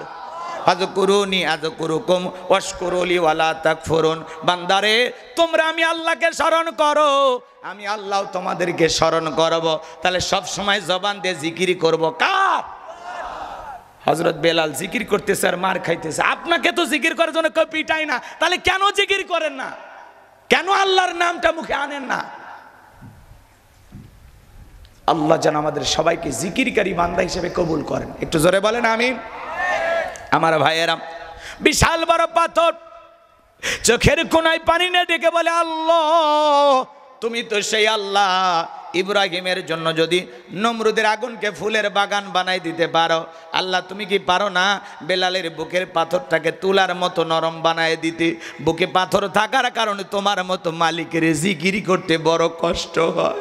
হযরত বেলাল দোয়া করতে দেরি, আসমানের মালিক আল্লাহ দোয়া কবুল করতে দেরি করে নাই। বেলালের বুকের পাথরটাকে আমার আল্লাহ পাক তুলার মতো নরম বানিয়ে দিয়েছেন। আশিক রাসূল বেলাল, নবীর পাগল বেলাল, নবীকে কত ভালোবাসতেন জানেন? বিশ্বনবী যখন মক্কা নগরীতে পথ চলতো, হযরত বেলাল একবার ডানে যায় আর একবার বামে যায়। আমার নবী জিজ্ঞাসা করে, বেলাল বুঝি না, একবার ডানে যাও আর একবার বামে যাও, ব্যাপারটা কি? হযরত বেলাল ডেকে বলে, নবী আপনি কালেমার দাওয়াত দেন, ইসলামের প্রচার প্রসার করেন, ওই কাফেররা হলো আপনার শত্রু, আপনাকে টার্গেট করে ওরা যদি ডান থেকে তীর নিক্ষেপ করে, ওই তীরটা যেন সর্বপ্রথম আমি বেলালের বুকের ভিতরে ঢোকে, আবার যদি বাম থেকে তীর নিক্ষেপ করে, ওই তীরটা যেন সর্বপ্রথম আমি বেলালের বুকের ভিতরে ঢোকে। আমি বেলাল মারা গেলে ইসলামের ক্ষতি হবে না, আপনি নবী মারা গেলে ইসলাম আর মাথা উঁচু করে সামনের দিকে দাঁড়াইতে পারবে না। নিজের জীবনের বিনিময়ে আগলায় রাখতেন বেলাল। বিশ্ব নবীকে বলুন আল্লাহু আকবার। সেই বেলালের পরে নির্যাতন জুলুমের কথা বিশ্ব নবীর কান মোবারক পর্যন্ত যখন পৌঁছে গেল, নবী তখন ডেকে আবু বকর, যাও যাও আমার বেলালের জন্য একটা কিছু করো। হযরত আবু বকর সিদ্দিক রাদিয়াল্লাহু তাআলা আনহু কয়েক গুণ দাম বেশি দিয়া গোলামীর জীবন থেকে হযরত বেলালকে আজাদ করলেন, মুক্ত করলেন। বলুন আল্লাহু আকবার। ভালো করে বোঝার চেষ্টা করবেন। এই যখন অবস্থা বাজান গো আমার, নবীজির মনটা ভীষণ খারাপ, চোখের কোনায় পানি। নবীর যখন মন খারাপ, নবীকে সান্ত্বনা দেওয়ার দায়িত্ব কার? আরেকটু জোরে বলেন কার? আল্লাহ আসমান থেকে বলে, জিবরাইল আমার বন্ধুর মা নাই বাবা নাই, এ জিবরাইল আমার বন্ধুর মনটা হয়েছে ভারী, আমি আল্লাহ সইতে নাহি পারি। লাহু মাহফুজ থেকে সূরা কাউসার নিয়ে যায় আমার বন্ধুর ওপরে নাজিল কর তাড়াতাড়ি। বলুন আল্লাহু আকবার। বিশ্বনবী ডেকে বলে, আনাস আমার মনটা কেন খারাপ তোমরা জানো? কি তোমার মুস্কি হাসি দেওয়ার কারণ হলো এই মাত্র আসমান থেকে জিবরাইল এসে আমার উপরে সূরা কাউসার নাজিল করলো। বলুন আল্লাহু আকবার। বিশ্বনবী তখন সাহাবা ইকরামদের সামনে এই সূরাটি তিলাওয়াত করে শোনায়া দিলেন, ইন্না আ'তাইনাকাল কাউসার ফাসাল্লি লিরাব্বিকা ওয়ানহার ইন্না শানিয়াকা হুয়াল আবতার। আল্লাহু আকবার। আল্লাহ রাব্বুল আলামিন বলেন, ইন্না আ'তাইনাকাল কাউসার, নিশ্চয়ই আমি আল্লাহ পাক আপনার উপরে হাউজে কাউসার নাজিল করেছি। বলুন আল্লাহু আকবার। ইন্না আ'তাইনাকাল কাউসার, অবশ্যই আমি আল্লাহ পাক আপনাকে হাউজে কাউসার দান করেছি। বলুন আল্লাহু আকবার। বিশ্বনবীকে হাউজে কাউসার গিফট করেছেন কে? পৃথিবীর অন্য কোন নবী বা রাসূলকে আল্লাহ পাক হাউজে কাউসার দান করেন নাই। আপনারা আমার নবীকে আল্লাহ পাক হাউজে কাউসার দান করেছেন। ইন্না আ'তাইনাকাল কাউসার, অবশ্যই আমি আল্লাহ পাক আপনাকে হাউজে কাউসার দান করেছি। ও নবী, ভালো করে বোঝার চেষ্টা করবেন। আল্লাহ পাক বিশ্ব নবীকে হাউজে কাউসার দান করলেন। এই হাউজে কাউসারের পানি মধুর চাইতে মিষ্টি, দুধের মতো সাদা, পানির চাইতে কিউলিয়ার। ওই কঠিন কিয়ামতের ময়দানে যেদিন মানুষের জিহ্বা ঝুলে আসবে কুকুরের মতো নাভি পর্যন্ত, যেদিন জমিন হবে তামার জমিন, সূর্যটা সহাত মাথার ওপরে চলে আসবে, আল্লাহর আরশের ছায়া ছাড়া আর কোনো ছায়া দেখবে না। যেদিন মা তার সন্তানের পরিচয় দেবে না, ভাই ভাইয়ের পরিচয় দেবে না, স্বামী স্ত্রীর পরিচয় দেবে না, ওই কঠিন কিয়ামতের ময়দানের বিচার দিবস যেদিন কায়েম হয়ে যাবে, ওই বিচার দিবসের একদিন হবে 50,000 বছরের সমান। ওই দিন কঠিন কিয়ামতের ময়দানে বিশ্ব নবীর হাতে এক পেয়ালা হাউজে কাউসারের পানি যে পান করবে, জান্নাতে ঢোকা পর্যন্ত তার আর তৃষ্ণা লাগবে না, তৃষ্ণা মিটে যাবে। বলুন সুবহানাল্লাহ। বিশ্বনবী হাউজে কাউসারের পেয়ালা নিয়ে দাঁড়িয়ে থাকবেন, হাজার হাজার মানুষ বিশ্বনবীর হাতে হাউজে কাউসারের পেয়ালার পানি পান করার জন্য রওনা করবেন। কিছু মানুষের সামনে আল্লাহ পাক পদ্মার আবরণ তৈরি করে দেবেন। আমার নবী তখন ডেকে বলবেন, আল্লাহ সংখ্যায় আমি অনেক মানুষকে দেখতে পাইলাম, কেন জানি সংখ্যাটা কমে গেল, কারণটা কি? আমার আল্লাহ তখন ডেকে বলে, বন্ধু আপনি তো হাউজে কাউসারের পানি সবাইকে পাইকারি দরে পান করাইতে পারবেন না। দুনিয়ার জমিনে দুইটা অপরাধ করেছিল যারা, হাউজে কাউসারের পানি পান করতে পারবে না তারা। কয়টা অপরাধ? আরো জোরে বলেন। কয়টা? দুইটা অপরাধ। কি কি বলবো? একটু সময় দেন, কষ্ট হচ্ছে আপনাদের। আমার ভাইয়েরা, বিশ্বনবী হাউজে কাউসারের পেয়ালা নিয়ে দাঁড়িয়ে থাকবেন। হযরত ওমর, হযরত আবু বকর পাশে দাঁড়িয়ে থাকবেন। হযরত আবু বকর সিদ্দিক রাদিয়াল্লাহু তাআলা আনহু পেয়ালাগুলো ভরায়া দিবেন। শোনেন শোনেন, সুবহানাল্লাহ বলবেন না? কে ভরায়া দিবেন? হযরত আবু বকর, ইসলামের 1 নাম্বার খলিফা। সিদ্দিক আকবর, রসুলের বন্ধু। কত দামি মানুষ ছিলেন জানেন? ইসলামের জন্য 13টা দোকান ছিল, বিক্রি করে দিয়েছে। সুবহানাল্লাহ বলবেন না? কয়টা দোকান? আর আমরা 13টা 26টা বানাবো। কিসের বিক্রি? জান দেব হুজুর, টাকা দেব না। কথা কয় না? ওই যে শোনেন নাই, এক কুকুর তৃষ্ণায় ক্ষুধায় মারা যায়। মনিব কুকুরের পা ধরে কান্না করে। লোকজন জিজ্ঞাসা করছে, কাঁদেন কেন? কয় আমার কুকুরটা ক্ষুধার যন্ত্রণা মারা যায়। তো আপনার ব্যাগে কি? কয় রুটি, খাবার আছে। তখন বলতেছে, খাবার দিলেই তো কুকুরটা বেঁচে যায়, তো পা ধরে কাঁদেন কেন? পা ধরে কেন কাঁদি তুমি বোঝো না? খাবার দিলে টাকা খরচ হবে, কাঁদতে তো আর টাকা খরচ হয় না। কথা কয় না কে? তা আমাদের দরদ মহাব্বত, তাই আমরা কান্না দেখাইতে রাজি, মাল খরচ করতে রাজি নাই। কথা বলে না?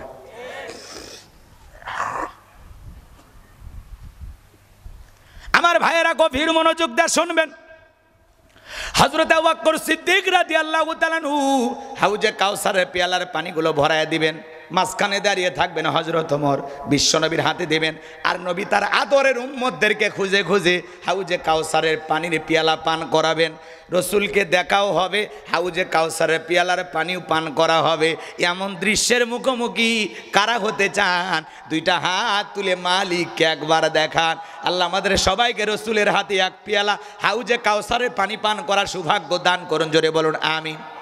আরেকটু জোরে বলেন আমিন। আর একবার জোরে বলেন আমিন। আল্লাহ রসুলের হাতে এক পেয়ালা হাউজে কাউসারের পানি পান করার সেই সৌভাগ্যবান উম্মতের কাতারে আমাদেরকে শামিল করুন। জোরে বলুন আমিন। হাত নামান। পানি চাইলেন আর পাইলেন, অতই সোজা।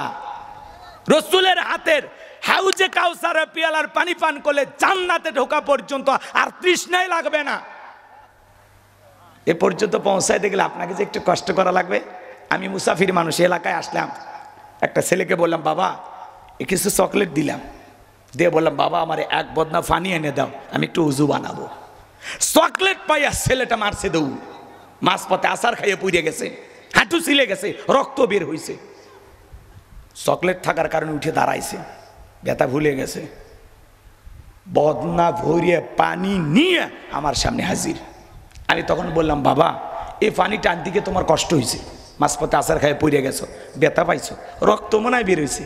ওই চকলেট থাকার খুশি আর আনন্দের কারণে বলতেছে, আমি এরকম কত পড়ে যায়, আমার কিছুই হয় না। কথা কয় না? তো রসুলের হাতে এক পেলা হাউজে কাউসারের পানি পান করলে ওই কঠিন কিয়ামতের দিন আপনার কাছে কঠিন হবে না, আল্লাহ সহজ করে দেবেন। রসুলের হাতে এক পেলা হাউজে কাউসারের পানি, আর আল্লাহর আরশের নিচে 7 শ্রেণীর মানুষ ছায়া পাবে। এদিকে খেয়াল করেন, ওই আরশের নিচে 7 শ্রেণীর মানুষ ছায়া পেয়ে সেখানে বৈশা তারা কিয়ামতের ফাইনাল খেলা উপভোগ করবে। একটু সুবহানাল্লাহ বলা যায় না? এই দুইটা যদি কিসমতে তকদিরে জুটে যায়, আপনি জান্নাতে যাবেন, আপনার আর কোনো টেনশন নাই। সুবহানাল্লাহ বলা যায় না? একটু শোনেন শোনেন, এই হাউজে কাউসারের পেয়ালা পর্যন্ত পৌঁছাতে গেলে একটু যে কষ্ট করা লাগবে। ঠান্ডা পানি দিয়ে ওযু বানাইয়া যাই নামাজে দাঁড়ায় নামাজ আদায় করতে হবে। আপনি একটু মসজিদে গেছেন, হঠাৎ করে নামাজ শুরু করেছেন, আপনাকে দেখে পূর্বে যারা নামাজি পুরাতন মুসল্লি এরা আবার বলে, বাপ রে বাপ, সূর্য কোন দিকে উঠছে, উত্তর পাড়ার বাদশা দিকে মসজিদে। কথা কয় না? এরকম সমালোচনা করেন আপনাদের এলাকায়? এবার তোমাকে তো চিনি না, এবারে হঠাৎ করে মসজিদে যাচ্ছ, নামাজ টামাজ পড়বে না আল্লাহর সাথে তামাশা করবে? যাচ্ছ 2 দিন পরে ছাড়ো না, এরকম বলে কি না? এরকম কথা বলা উচিত নয়। কি বলবেন? কেউ মসজিদে নতুন নামাজ পড়তে এসেছে, ভাই আপনার এই মসজিদে দেখে দিলটা ভরে গেছে, আল্লাহর কাছে দোয়া করি আল্লাহ যেন মৃত্যু পর্যন্ত মসজিদে এসে আপনাকে সিজদা দেওয়ার তৌফিক দান করেন। জোরে বলেন আমিন।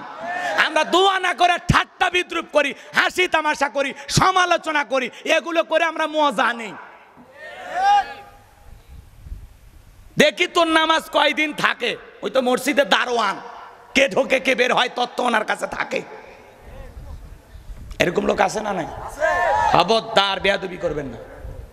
যুবক বয়সে একটু দাড়ি রাখছে, মুরব্বীরা সমালোচনা করে, বউ নিয়ে একটু ঘুরতে গেছে, মানুষ ডেকে বলে ভাবি আসসালামু আলাইকুম, সাথে চাচার খবর কি?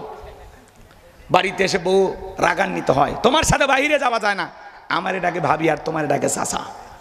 যে বউ রসুলের সুন্নাত দাড়ি পছন্দ করে না, এই বউ আপনাকে 100% ভালোবাসা দিতে পারবে না। কথা বলে ঠিক কি না? রাগ করতেছেন আপনারা? বিরক্ত হইন না। আমি একবার আমার বউকে নিয়ে মার্কেটে গেছি, আমাকে দেখে বলছে হুজুর আপনার মেয়েকে বলেন কোনটা নিবে, চয়েস করতে বলেন। আমি তখন বলি এটা মেয়ে না রে, এটা বউ। কথা কয় না কে? এরকম আছে না ভাই? দেখে মনে করে দাড়ি থাকলে মনে করে বাপ রে বাপ, মনে 71 সালে যুদ্ধ করছে, এরকম আছে না? নাই ভাইয়েরা আমার, যুবক বয়সে যুবকেরা দাড়ি রাখলে সমালোচনা করা যাবে না, মসজিদে নামাজ আদায় করলে সমালোচনা করা যাবে না। তাহলে রসুলের হাতে হাউজে কাউসারের পিয়ালার পানি পান করতে গেলে কাজ করতে হবে 2টি। জোরে বলেন কয়টি? 2টা আঙ্গুল তুলে দেখান, বলেন তো কাজ করতে হবে কয়টি? আল্লাহ যাদেরকে হাত দিয়েছে 2টা আঙ্গুল তুলে বলেন কাজ করতে হবে কয়টি? আরো জোরে আপনার 2 নাম্বার আয়াতে আল্লাহ পাক সেটা জানা দিলেন। একটু জবান ছেড়ে সবাই বলুন ফাসল্লিলি রব্বিকা ওয়ানহার। বলুন ফাসল্লিলি রব্বিকা ওয়ানহার। 1 নাম্বার হলো ফাসল্লিলি রব্বিকা, রবির উদ্দেশ্যে সালাত আদায় করা। নামাজ হবে একমাত্র কার জন্য? আরো জোরে বলুন কার জন্য? কুলিন্না সলাতি ইয়া ওয়া মামাতি লিল্লাহি রাব্বিল আলামিন। নবীজি আপনি বলুন আমার নামাজ, আমার কুরবানি, আমার জীবন, আমার মরণ লিল্লাহি রাব্বিল আলামিন, আসমান জমিনের প্রতিপালকের জন্য। মুমিন জীবনের সব ইবাদত হবে একমাত্র আল্লাহর নৈকট্য লাভের আশায়, আল্লাহকে রাজি খুশি করার আশায়, আল্লাহকে পাওয়ার আশায়। কথা বলেন ঠিক কি না? আমার জীবন, আমার মরণ, আমার বন্দেগি কবুল করো ইয়া ইলাহি, আমার জিন্দেগি, আমার জীবন, আমার মরণ, আমার বন্দেগি। কথা বলেন ঠিক না? এ যুবক, সব কিছু হবে কার জন্য? আজকে অবাক হয়ে যায়, দুনিয়ার ধান্দায় পড়ে বক্তা থেকে হয়ে যায় টিকটকার। মানুষকে বলে আমাকে আপনারা দোয়া করেন, আগে ভাইরাল হই তারপরে আমি ফিরে আসবো। কি কয়? কথা কয় না কেন? আগে ভাইরাল হয়ে নেই তারপরে ফিরে আসবো। এই কথা বলে ভাইরাল হওয়ার নেশায় বক্তা হয়ে যখন মাঠে ময়দানে কথা বলতেছে, ইমামতি করতেছে, খুব বেশি দাওয়াত আসতেছে না আল্লাহর বান্দা ভালো জানে। আল্লাহর বান্দা এইবার চুলের কালার করে ঘুরতেছে, রং বেরঙ্গের চুল লাগাইছে। মানুষ বলে ভাই আপনি ওয়াজ করতেন, এরকম একজন ভালো মানুষ, আপনি আলেম মানুষ, বক্তা হইয়া কেমনে টিকটকার হয়ে গেলেন? চুলের কাটিং কেন করেছেন? লম্বা জামা ছেড়ে কেন শার্ট প্যান্ট পরে ঘুরতেছেন? কি হয়েছে? বলে ভাই এটা আমার মনের ইচ্ছা, আমি ইচ্ছে করে করেছি, আপনাদের সমস্যাটা কি? এই কথা বলে মিডিয়ার সামনে প্রচার হয়ে গেল। আল্লাহর বান্দা এবার কালার চুলটা কেটে ফেলে দিয়েছে। শোনেননি আপনারা?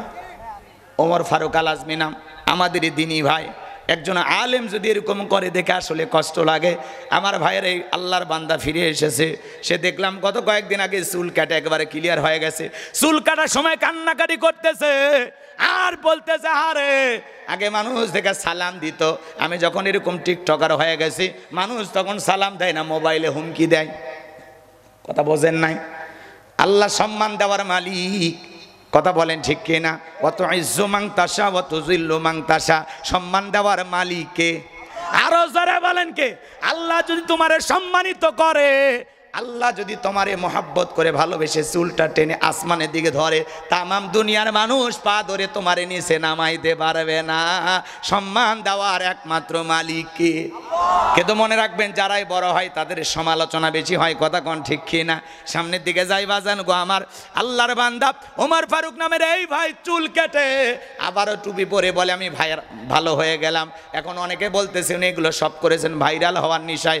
কতটুকু ভালো মন্দ আল্লাহ ভালো জানে, কারণ আমাদের মনের খবর জানে কে? আরো জোরে বলেন কে? আল্লাহ যেন এই প্রিয় ভাইকে হেদায়েত দান করে আবারও কোরআনের ময়দানে ফিরে আসার তৌফিক দান করেন। আবার এগুলো নিয়ে মেসেঞ্জারে সেটিং করেছে, নানান কথা বলেছে, এগুলো নিয়ে মানুষ আবার তোলপাড় করতেছে। সে বলতেছে ভাই ভাইরাল হওয়ার একটা উপায় বের করে দেন। আর একটা টিকটকার নাম আছে শেফন, তখন বলতেছে ভাই খালি কাপড় চেঞ্জ করে খালি চুলের কালার করেন, দেখেন আপনি এক রাতে ভাইরাল হয়ে যাবেন। এই যে নানান ধরনের আলোচনা সোশ্যাল মিডিয়াতে যখন প্রচার হয়ে গেল, সে নিজে বলতেছে আমি আগে ভাইরাল হয়ে নেই, তারপরে আমি ফিরে আসবো, আবার তওবা করে বলবো আমার ভুল হয়ে গেছে, আমাকে মাফ করে দেন। এই যে বাংলাদেশে এই ধরনের ঘটনাগুলো ঘটলে আলেম সমাজের বদনাম হয়, আলেমদেরকে মানুষ বদনাম দেয়। কথা বলেন ঠিক কিনা? এই জন্য ভাই তোমাদেরকে অনুরোধের ভাষায় বলবো, রিজেক্ট দেওয়ার মালিক আল্লাহ, আল্লাহর উপরে তাওয়াক্কুল করে কথা বলেন, আল্লাহকে রাজি খুশি করার জন্য কথা বলেন, দাঈল আল্লাহর কাজ করেন, ইখলাসের সহিত কাজ করেন, আল্লাহকে পাওয়ার আশায় কাজ করেন, আপনার আমার সম্মান বাড়ায়া দিবেন তিনি কে? আর একটু জোরে বলেন কে? ভাইয়ের আমার কষ্ট পাচ্ছেন, তাহলে আপনি আমি সালাত আদায় করবো একমাত্র কার জন্য? ফাসল্লি লিরাব্বিকা, রবের উদ্দেশ্যে সালাত আদায় করব। সালাত হবে একমাত্র কার জন্য? আরো জোরে বলেন কার জন্য? ফালিয়াবুদু রাব্ব হাযাল বাইত আল্লাযী আত'আমাহুম মিন জু' ওয়া আমানাহুম মিন খাউফ। আমার আল্লাহ রাব্বুল আলামিন ডেকে বলেন, এই ঘরের মালিকের ইবাদত করো। বান্দারা ইবাদত যদি ইবাদতের মতো হয়, নামাজ যদি নামাজের মতো আদায় করতে পারো, যে বান্দা 5 ওয়াক্ত সালাতে মাথা নত করে আমার আল্লাহকে সিজদা দেবেন, আমার আল্লাহ ডেকে বলেন 1 নাম্বার বান্দা নামাজ যদি নামাজের মতো হয়, এই ঘরের মালিকের ইবাদত করো। ইবাদত যদি ইবাদতের মতো হয়, নামাজ যদি নামাজের মতো হয়, আমি আল্লাহ 2টা জিনিস তোমাদেরকে দেব। 1 নাম্বার, রিজেকের টেনশন করা লাগবে না, আমি আল্লাহ রিজেকের ব্যবস্থা করব। রিজেক দেওয়ার একমাত্র মালিক কে? আপনাদের এলাকায় রাতের বেলা একটা প্রাণী বের হয়, কুহু কয়া চিল্লাই, ওর নাম কি? শিয়াল পণ্ডিত। চেনেন না আপনারা? ওদের নামই কি? আপনাদের এলাকায় ভাতের হোটেল আছে, মুরগির হোটেল আছে, ব্যাংকের অ্যাকাউন্টে টাকা জমা আছে, তাহলে ওই শিয়াল পণ্ডিতকে খাওয়ায় কে? সকালবেলা পাখি খালি পেটে নির থেকে বের হয়ে যায়, সন্ধ্যাবেলায় ওই পাখির পেটে খাবারের ব্যবস্থা করে দেন কে? একটা নীল তিমি কয়েক টন করে খাবার খায়, এদের খাদ্যের ব্যবস্থা করেন কে? তাহলে আপনি আমি আশরাফুল মাখলুকাত, আল্লাহ কি না খাওয়ায় মারবে? কথা বলেন না কেন? কত ভ্যানওয়ালা রিক্সাওয়ালা সকালবেলা খালি পকেটে বের হয়ে যায়, 500 টাকা 1000 টাকা পকেটের মধ্যে ব্যবস্থা করে দেয় কে? এই শুনে আল্লাহ রাব্বুল আলামিন বলেন, ওয়া মা মিন দাব্বাতিন ফিল আরদি ইল্লা আলাল্লাহি রিজকুহা। আমার আল্লাহ ডেকে বলেন, পৃথিবীতে এমন কোনো বিচরণশীল প্রাণী নাই যার রিজেকের ব্যবস্থা আমি আল্লাহ আসমান থেকে করি না। ওই আটলান্টিক মহাসমুদ্রে 33,000 ফিট গভীরতল পানি নিচে থাকা ছোট্ট একটা প্রাণী, তার রিজেকের ব্যবস্থাও আমি আল্লাহ আসমান থেকে করি। বলুন সুবহানাল্লাহ। তাহলে রিজেক দেওয়ার একমাত্র মালিক কে? আরো জোরে বলেন কে? উত্তরপাড়া রাজ্জাক না, ওইটা হলো আব্দুর রাজ্জাক, ওইটা আবদাস গোলাম বান্দা। রাজ্জাক কে? জোরে বলেন রাজ্জাক কে? তাহলে উত্তম রিজেক দাতা তিনি, সেই রবের গোলামি করার দরকার আছে না নাই? আল্লাহ বলে বান্দা 1 নাম্বার আমি আল্লাহ রিজেকের ব্যবস্থা করব।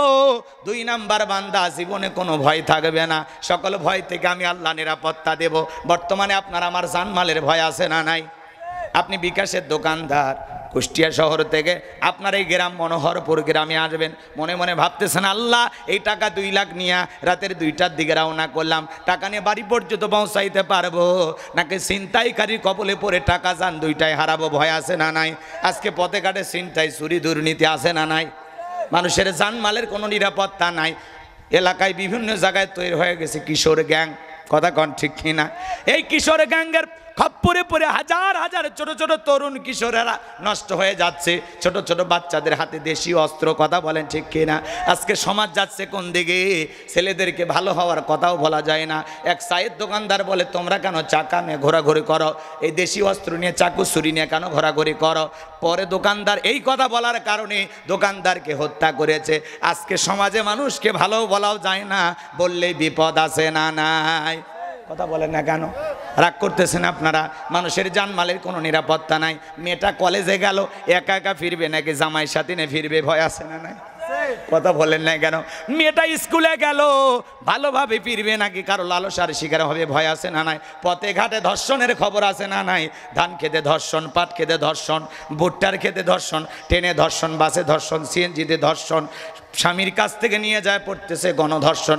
সমাজে চতুর্দিকে বাজান গো আমার এত ধর্ষণ। সর্বোচ্চ পর্যায়ে মা বোনেরা ক্ষমতায়। আমরা পাকিস্তানের হানাদার বাহিনীদের গল্প শুনেছি, সে সময় মা বোনদের ইজ্জত নিয়ে খেলা করেছিল এক শ্রেণীর মানবরূপী পশুরা, জানোয়ারেরা। স্বাধীনতার এত বছর কেটে যাওয়ার পরেও কেন আমার মা বোন ধর্ষিতা হবে? এই জবাব জাতির কাছে দেওয়ার দরকার আছে না না? সমাজের যারা অভিভাবক আছে তাদের কাছে যখন আন্দোলন করা হয়, কেন ছোট শিশু ধর্ষণের শিকার হয়? কেন বৃদ্ধ মহিলা ধর্ষণের শিকার হয়? কেন স্বামীর কাছ থেকে নিয়ে যায় স্ত্রীকে গণধর্ষণ করা হয়? কেন মাকে বেঁধে রেখে মা মেয়েকে ধর্ষণ করা হয়? কেন ভাইকে বেঁধে রেখে বোনকে ধর্ষণ করা হয়? আর কত সমাজে অপরাধ বেড়ে যাবে। আমরা কি প্রতিবাদ পাবো না? আমরা কি বিচার পাবো না? তখন বলতেছে অন্য অন্য দেশের তুলনায় আমাদের দেশে অপরাধ আরো কমই হয়। কথা কয় না কেন? এজন্য বাজান কার কাছে কি বলবেন? আজকে সমাজের দুঃখ দুর্দশার কথা তুলে ধরলে এক শ্রেণীর মানুষ আমাদের বিরুদ্ধে সমালোচনা করে। এখন উচিত কথা যদি কই, পিঠের ওপর দিয়া যাবি মই। এই আনন্দে কিছু লোক কিনা খাবে বগুড়ার স্পেশাল দই। যত দোষ নন্দ ঘোষ, সত্যটা বললে দোষ, করলে অন্যায়ের প্রতিবাদ, নামটা হবে তোমার মৌলবাদ, নামটা হবে তোমার জঙ্গিবাদ। কথা বলে ঠিক কিনা? আল্লাহর আইন দিয়ে যদি চোরের বিচার করা হতো, আল্লাহর আইন দিয়ে যদি জিনাকারীর বিচার করা হতো, বাংলার জমিনে এগুলো অপরাধ বাড়ার কোনো সম্ভাবনা ছিল না। আল্লাহর আইন দিয়ে একটা বিচার করে দেখেন, একটা বিচার, এই বাংলাদেশ জান্নাতের টুকরায় পরিণত হবে। কথা বলেন ঠিক কিনা? আল্লাহ এই দেশকে ইসলামের জন্য কবুল করুন। আল্লাহ এই দেশে ইসলামী সমাজ ব্যবস্থা কায়েম করে দেন। জোরে বলেন আমিন। কষ্ট হচ্ছে আপনাদের? আল্লাহর আইন কারা কারা এই জমিনে চান? দুই হাত তুলে দেখান তো দেখি। লিল্লাহে তাকবীর, লিল্লাহে তাকবীর।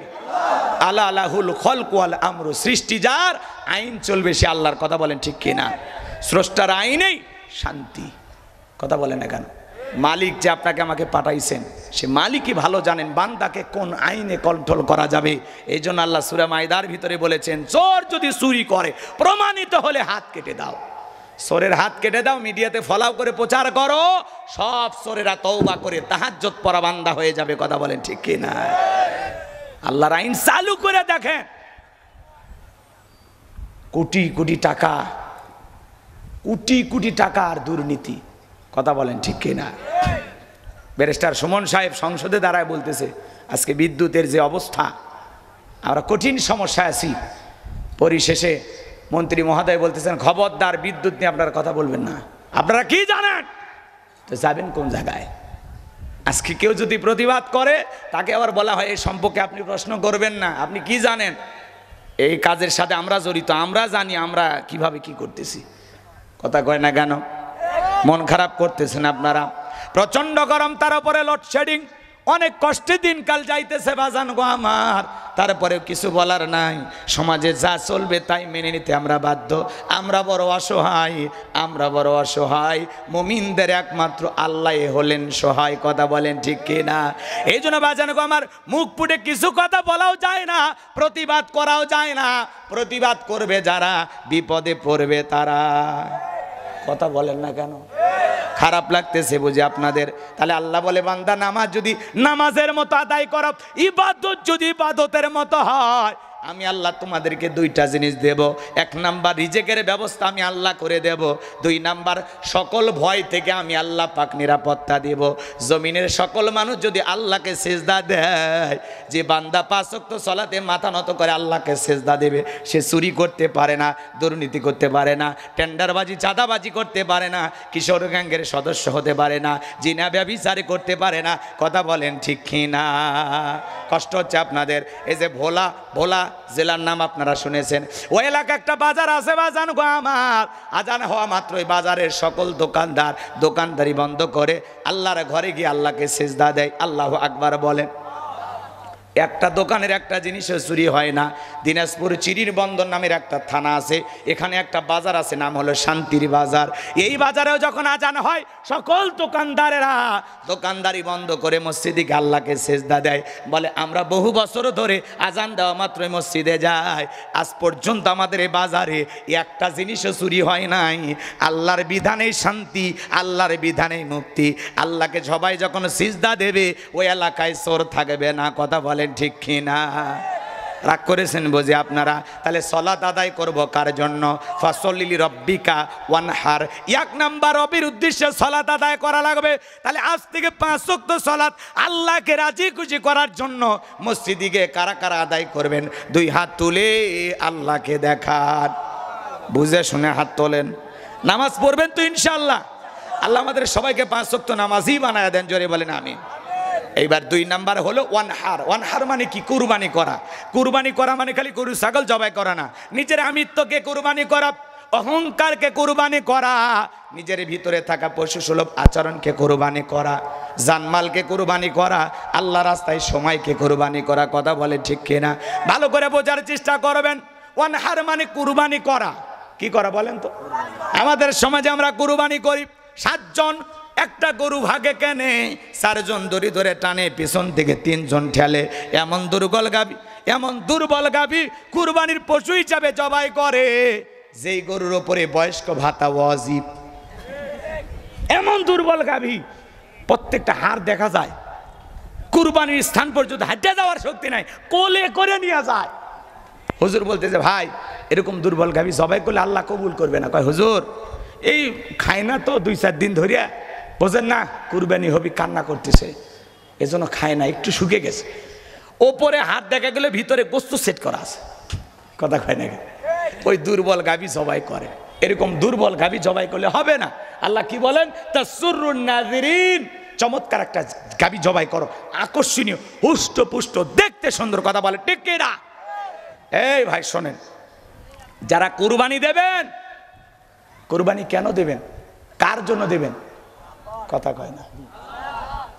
ফাসল্লি লিরাব্বিকা ওয়ানহার। 1 নাম্বার রবের উদ্দেশ্যে সালাত আদায় করো। যে রবের জন্য সালাত আদায় করব সেই রবের জন্য আবার কুরবানি করব। কথা বলে ঠিক কিনা? তাহলে কুরবানি হবে কার জন্য? যারা কুরবানি দেবেন খেয়াল করেন, 3টা জিনিস খেয়াল রাখবেন। কয়টা? 1 নাম্বার যারা কুরবানি দেবেন নিয়ত সই করবেন যে আমি কুরবানি দিতেছি আল্লাহকে রাজি খুশি করার জন্য। অনেকে কুরবানি দেয় যে আমি কুরবানি না দিলে ছেলে মেয়ে মানুষের গোস্তের দিকে তাকায় থাকবে, এই জন্য ওদের কষ্ট হইলে আমার আর সহ্য হয় না, প্রয়োজনে আমি সুদের টাকা হোক আর কিস্তি তুলে হলেও কুরবানি দেব। কুরবানি হবে? কেউ আবার বলে নতুন মেয়ের বিয়ে দিছি, জামাই বাড়িতে গোস্ত না দিলে মান সম্মান থাকবে না, বড় রানটা পাঠাইতে হবে, এরকম নিয়তে কুরবানি দিলে হবে? কেউ আবার বলে ঈদের 2 দিন পরে আমার ছেলেটার বিয়ে, একটু মোটা তাজা দেখে গরু কিনছি, ওখান থেকে 30 কেজি আলাদা রাখবো, এই ধান্দায় কুরবানি দিলে হবে? কথা বলা লাগবে ভাই। আপনারা কি বিরক্ত হচ্ছেন? এরকম অনেক নিয়ত আমাদের থাকে, মনে রাখবেন এগুলো উল্টা পাল্টা নিয়ত করা যাবে না। কুরবানি দেওয়ার পরে আপনি খাবেন, আপনার পরিবারের লোকজন খাবে, গরিব দুঃখীকে দিয়ে খাবেন, পাড়া প্রতিবেশীকে আত্মীয় স্বজনকে দিয়েই তো খাবেন। আগে খাওয়ার নিয়ত করেন যে এই কুরবানি একমাত্র আল্লাহকে খুশি করার জন্য। কথা বলেন না কেন? আপনি গরু জবাই করার পরে বিকেলে কি ফেরেশতারা বস্তা নিয়ে এসে বলে এই কুষ্টিয়ার মানুষ গোস্ত বস্তায় তোলো, আমরা আসমানে নিয়ে যা ভুনে করে খাবো?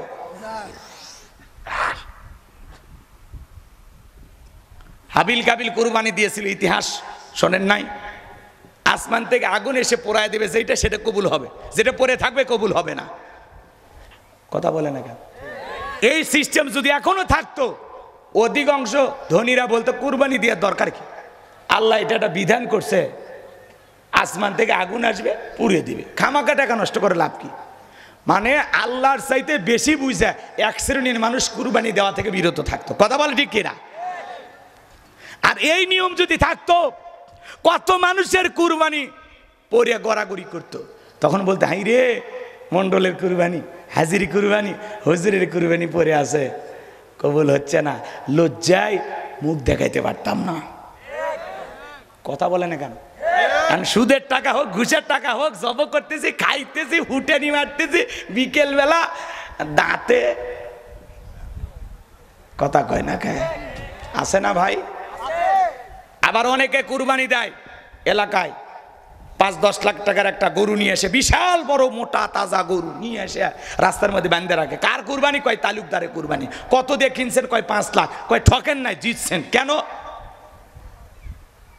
কয় এই যে গরু, বিশাল গরু, ঠকেন, আপনি জিতছেন। তালুকদারকে আমি ঠকার মানুষ, বোকা শোকা মনে হয়। এই যে পিছনে রান দেখা যায়, এক রানই তো 4 মণ গোস্ত হবে। এখন কুরবানির পশু কিনে নিয়ে এসে কোথায় কি পরিমাণে গোস্ত হবে হিসাব নিকাশ করলে হবে ভাই। আবার দেখবেন অনেকে কুরবানি কয়েকজন মিলে ভাগে দেয়, ওটা আবার ডিজিটাল মিটারে মাপে, বলে কুরবানি তো আল্লাহর জন্য দিছি, এমনি একটু দেখতেছি আর কি। কথা কয় না? আর একজন আবার হিসাব করে কয় কেজি হলো, তখন বলতেছে কুরবানি তো আল্লাহর জন্য দিছি, ওটা তো কবুল হয়ে গেছে, একটু হিসাব করে দেখো কেজি প্রতি কত বললো। তখন হিসাব নিকাশ করে দেখো 525 টাকা, বাজারে 700 টাকা, বিশাল লাভ করেছি, ঠকি নাই, আমরা জিতে গেছি। এর কষাই হওয়া উচিত ছিল। কথা কয় না? এই কুরবানি আল্লাহর দরবারে কবুল হবে? কুরবানি আল্লাহর জন্য কেজি প্রতি কত পড়লো হিসাব নিকাশ করা যাবে। আপনি যদি একটা 10,000 20,000 টাকার একটা ছাগলও দেন, নিয়ত যদি সহি থাকে, কুরবানি কবুল করবেন কে? 1 নাম্বার নিয়ত সহি, 2 নাম্বার টাকা হওয়া লাগবে হালাল, 3 নাম্বার নামাজ পড়ো, তারপরে কুরবানি করো।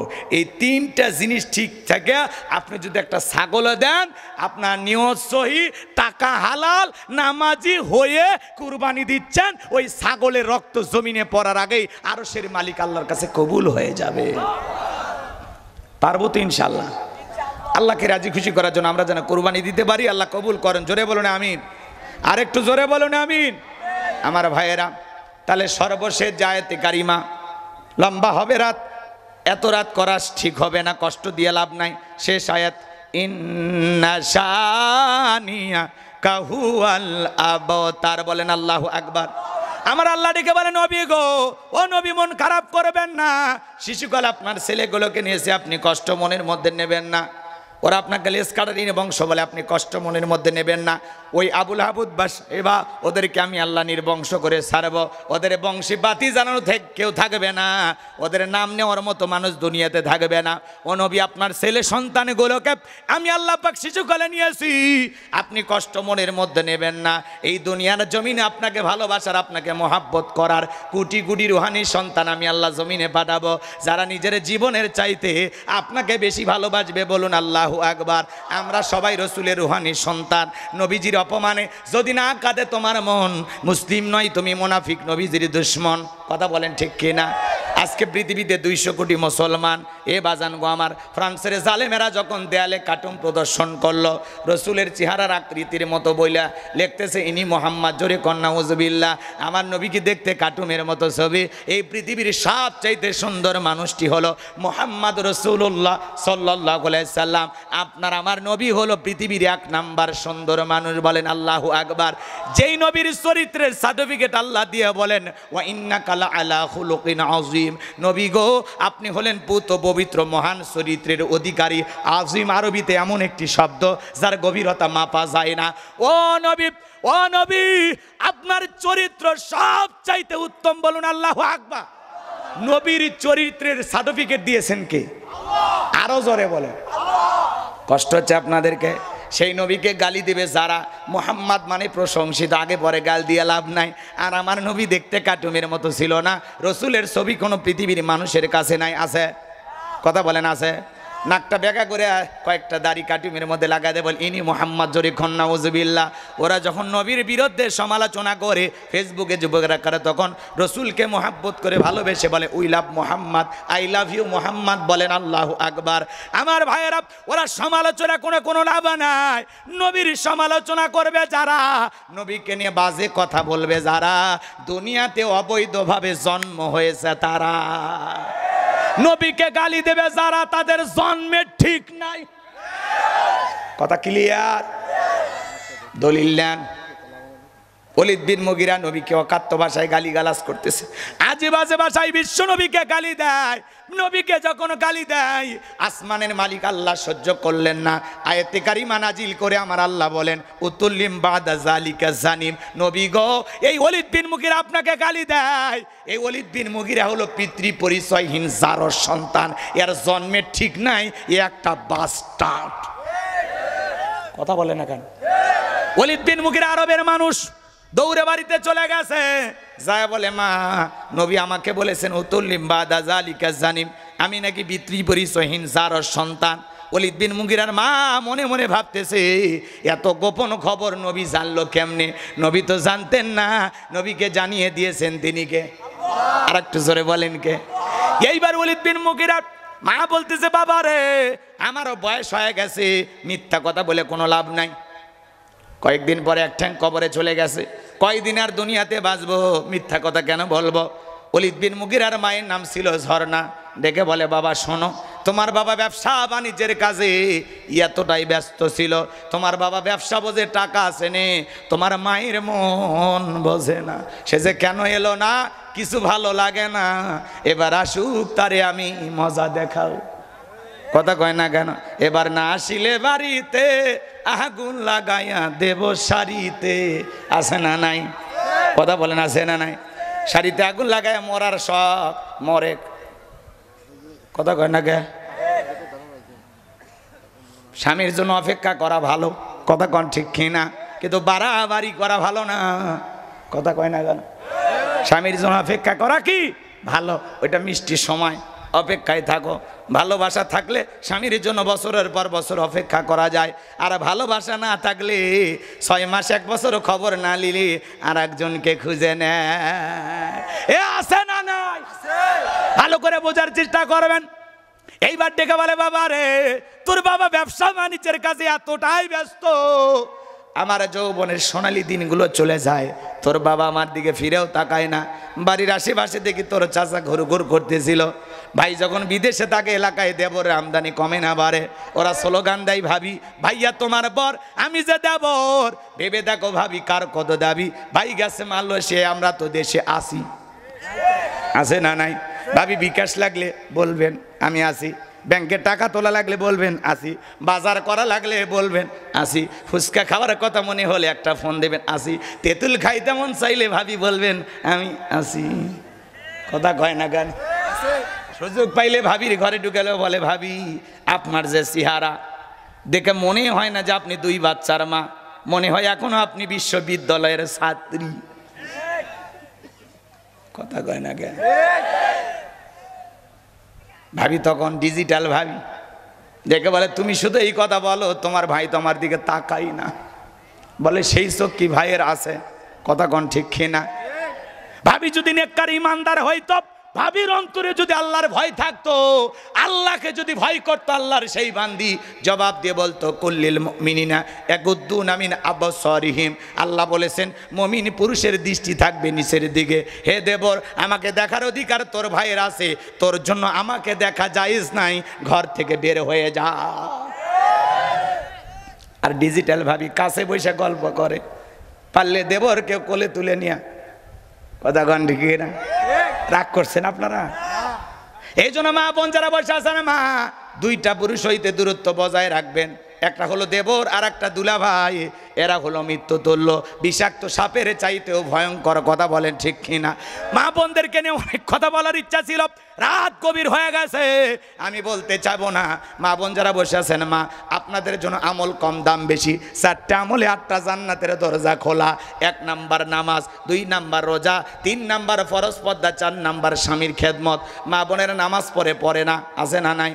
জহর পরে আসরের সময়, আসর পরে মাগরিবের সময়, আর মাগরিবের সময় হাঁসের বাচ্চা গরু ছাগল তুরবের যা মাগরিব শেষ, আর এশার সময় সিরিয়ালের নেশাই পড়া নামাজ শেষ। আপনাদের এলাকার মা বোনের অবশ্যই স্টার জলসা জি বাংলা দেখে না, এলাকায় ডিশের লাইন নাই নাই নাই, ওই যে কালো কালো তার ঝুলে থাকে দেখছেন, আছে। এখন ওয়াইফাই হয়ে গেছে, স্মার্ট টিভি, ইউটিউব, ইন্টারনেট, সব টেলিভিশনে দেখা যায়। কথা কোন ঠিক কিনা? কথা বলেন না কেন? এই গ্রামে খুঁজবো, দুই চারটা আছে না নাই? বইয়ের দোষ দিয়ে লাভ নাই, সব দোষ আপনার আমার। ওই টিভি কে কিনছে? এলইডি কে কিনছে?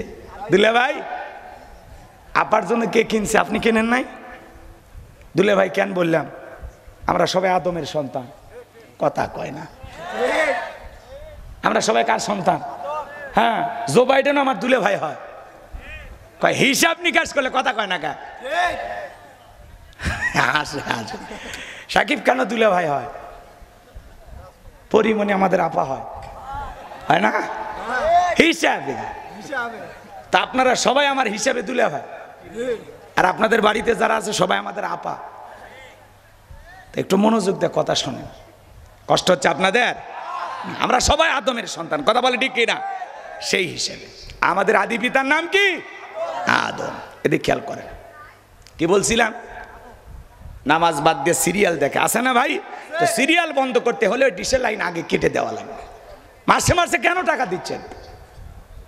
এই সিরিয়ালের নিশায় পড়ে মা বোনের আর স্বামীর খেদমত করে না। যদি রাতের বেলায় বিদ্যুৎ না থাকে, সকালবেলা রান্না বাদ দিয়া বিদ্যুৎ আসলে ওই কাজ আদায় করে। কথা কন ঠিক কিনা? স্টার জলসা জি বাংলা দেখে তো স্বামীর কাছে বায়না করে, ওই যে আমার একটা ছন্দ আছে, শোনেন নাই? কথা কয় না? ওই যে কেরণ মালার কথা শোনেন নাই? কয় কেরণ মালার এত জ্বালা যদি বুঝিতাম, তাইলে কি আর ডিশ চ্যানেলে ছবি দেখিতাম। স্বামী আমার গরিব মানুষ, পকেটে নাই টাকা, কেমনি আমায় কিনে দেবে কেরণ মালার জামা। জামাই জানে এত জাদু যদি বুঝিতাম, তাইলে কি আর ডিশ চ্যানেলে ছবি দেখিতাম। আছে না নাই? স্বামী তখন চিন্তা করে, বউ যদি এই স্লোগান দেয় আমারও তো দেওয়া দরকার। এইবার স্বামী তার বউকে সান্ত্বনা দিয়ে বলতেছে, সাথী তুমি রাগ করো না, খোলো তোমার আখি, তোমার জন্য আনবো কিনে নতুন জামা পাখি। স্টার জলসা দেখা যখন হইছে, তো কষ্ট হচ্ছে না? আচ্ছা, এই লোক বিরক্ত হচ্ছে তোমরা? আবার স্লিপ পাঠাবা তো, কষ্ট হচ্ছে আপনাদের? লিল্লাহে তাকবীর। স্বামী তখন কি স্লোগান দেয়? সাথী তুমি রাগ করো না, খোলো তোমার আখি, তোমার জন্য আনবো কিনে নতুন জামা পাখি। স্টার জলসা দেখা যখন হইছো ইমান হারা, জন গেল মরে। কয়জন মরছিল? 7 জন মরছিল। ফেরেশতারা কি কবরে নিয়ে যা ফিডার খিলেচ্ছে না ফাটাচ্ছে? 7 জন গেল মরে, 17 জন দিল স্বামী তালাক, হলো অন্যের বধূ। হাইরে আমার পাকি জামা, না জানি কি মধু। যেই জামাটা লাগবে সবার দিন ধর্মেরই কাজে, সেই জামাটা যায় না পাওয়া অনেক নারীর মাঝে। হাইরে নারী পর্দা সারি ছুটছো খার পিছে, মনে রেখো দুনিয়াটা একেবারে মিশে। নামাজ পড়ো, রোজা রাখো, ধরো আল্লাহর কাম, নইলে কুষ্টিয়ার মা বোনেরা কপালে কিন্তু জুড়বে জাহান্নাম। এই জন্য মা বোনের 1 নাম্বার সালাত আদায় করবেন, 2 নাম্বার নামাজ আদায় করবেন। ও মা, 2 নাম্বার নামাজ, 1 নাম্বার সালাত আদায় করবেন, 2 নাম্বার রোজা, 3 নাম্বার হলো ফরজ পর্দা। মা বোনে নামাজ পড়ে না, রোজা ধরলে ছাড়ে না, মাঝে মাঝে অভিমান করে 2-3 দিন না খায়া থাকে, দেখেন না? কিন্তু পর্দা ঠিক মতো করতে চায় না। পর্দা করতে মা বোনদের একটু অলসতা আছে না নাই? জানালার পর্দা ঠিক আছে, দরজার পর্দা ঠিক আছে, এমনকি বাথরুমের সামনে পর্যন্ত পর্দা দেওয়া থাকবে, নিজের দেহে পর্দা দিতে চায় না। কিন্তু মা বোনদের পরিষ্কার মনে রাখা লাগবে, মা পর্দা করা নফল না ফরজ। অকরনা ফি বুয়ুতিকুন্না ওয়ালা তাবাররাজনা তাবাররুজাল জাহিলিয়াতিল উলা। নারীরা তোমরা ঘরের ভিতরে অবস্থান করো, খবরদার জাহিলিতে যুগের মেয়েদের মতো নোংরা অশ্লীল পোশাক পরে নিজের দেহকে প্রদর্শন করো না। যে নারী পর্দা করবে, ঢিলা ঢালা বোরকা পরবে, হাত মোজা পা মোজা লাগাবে, রাস্তা দিয়ে হেঁটে যাবে, মনের অজান্তে শ্রদ্ধার সম্মানে মাথাটা নত হয়ে আসে। আর যে নারী উল্টা পাল্টা পোশাক পরে রাস্তা দিয়ে হেঁটে যায়, যার পোশাক যত উল্টা পাল্টা তার চরিত্রে তত গন্ডগোল। কথা বলেন ঠিক কি না? এই জন্য মা বোনদেরকে অনুরোধের ভাষায় বলে যায়, মা বেপরদায় বাহিরে যাবেন না,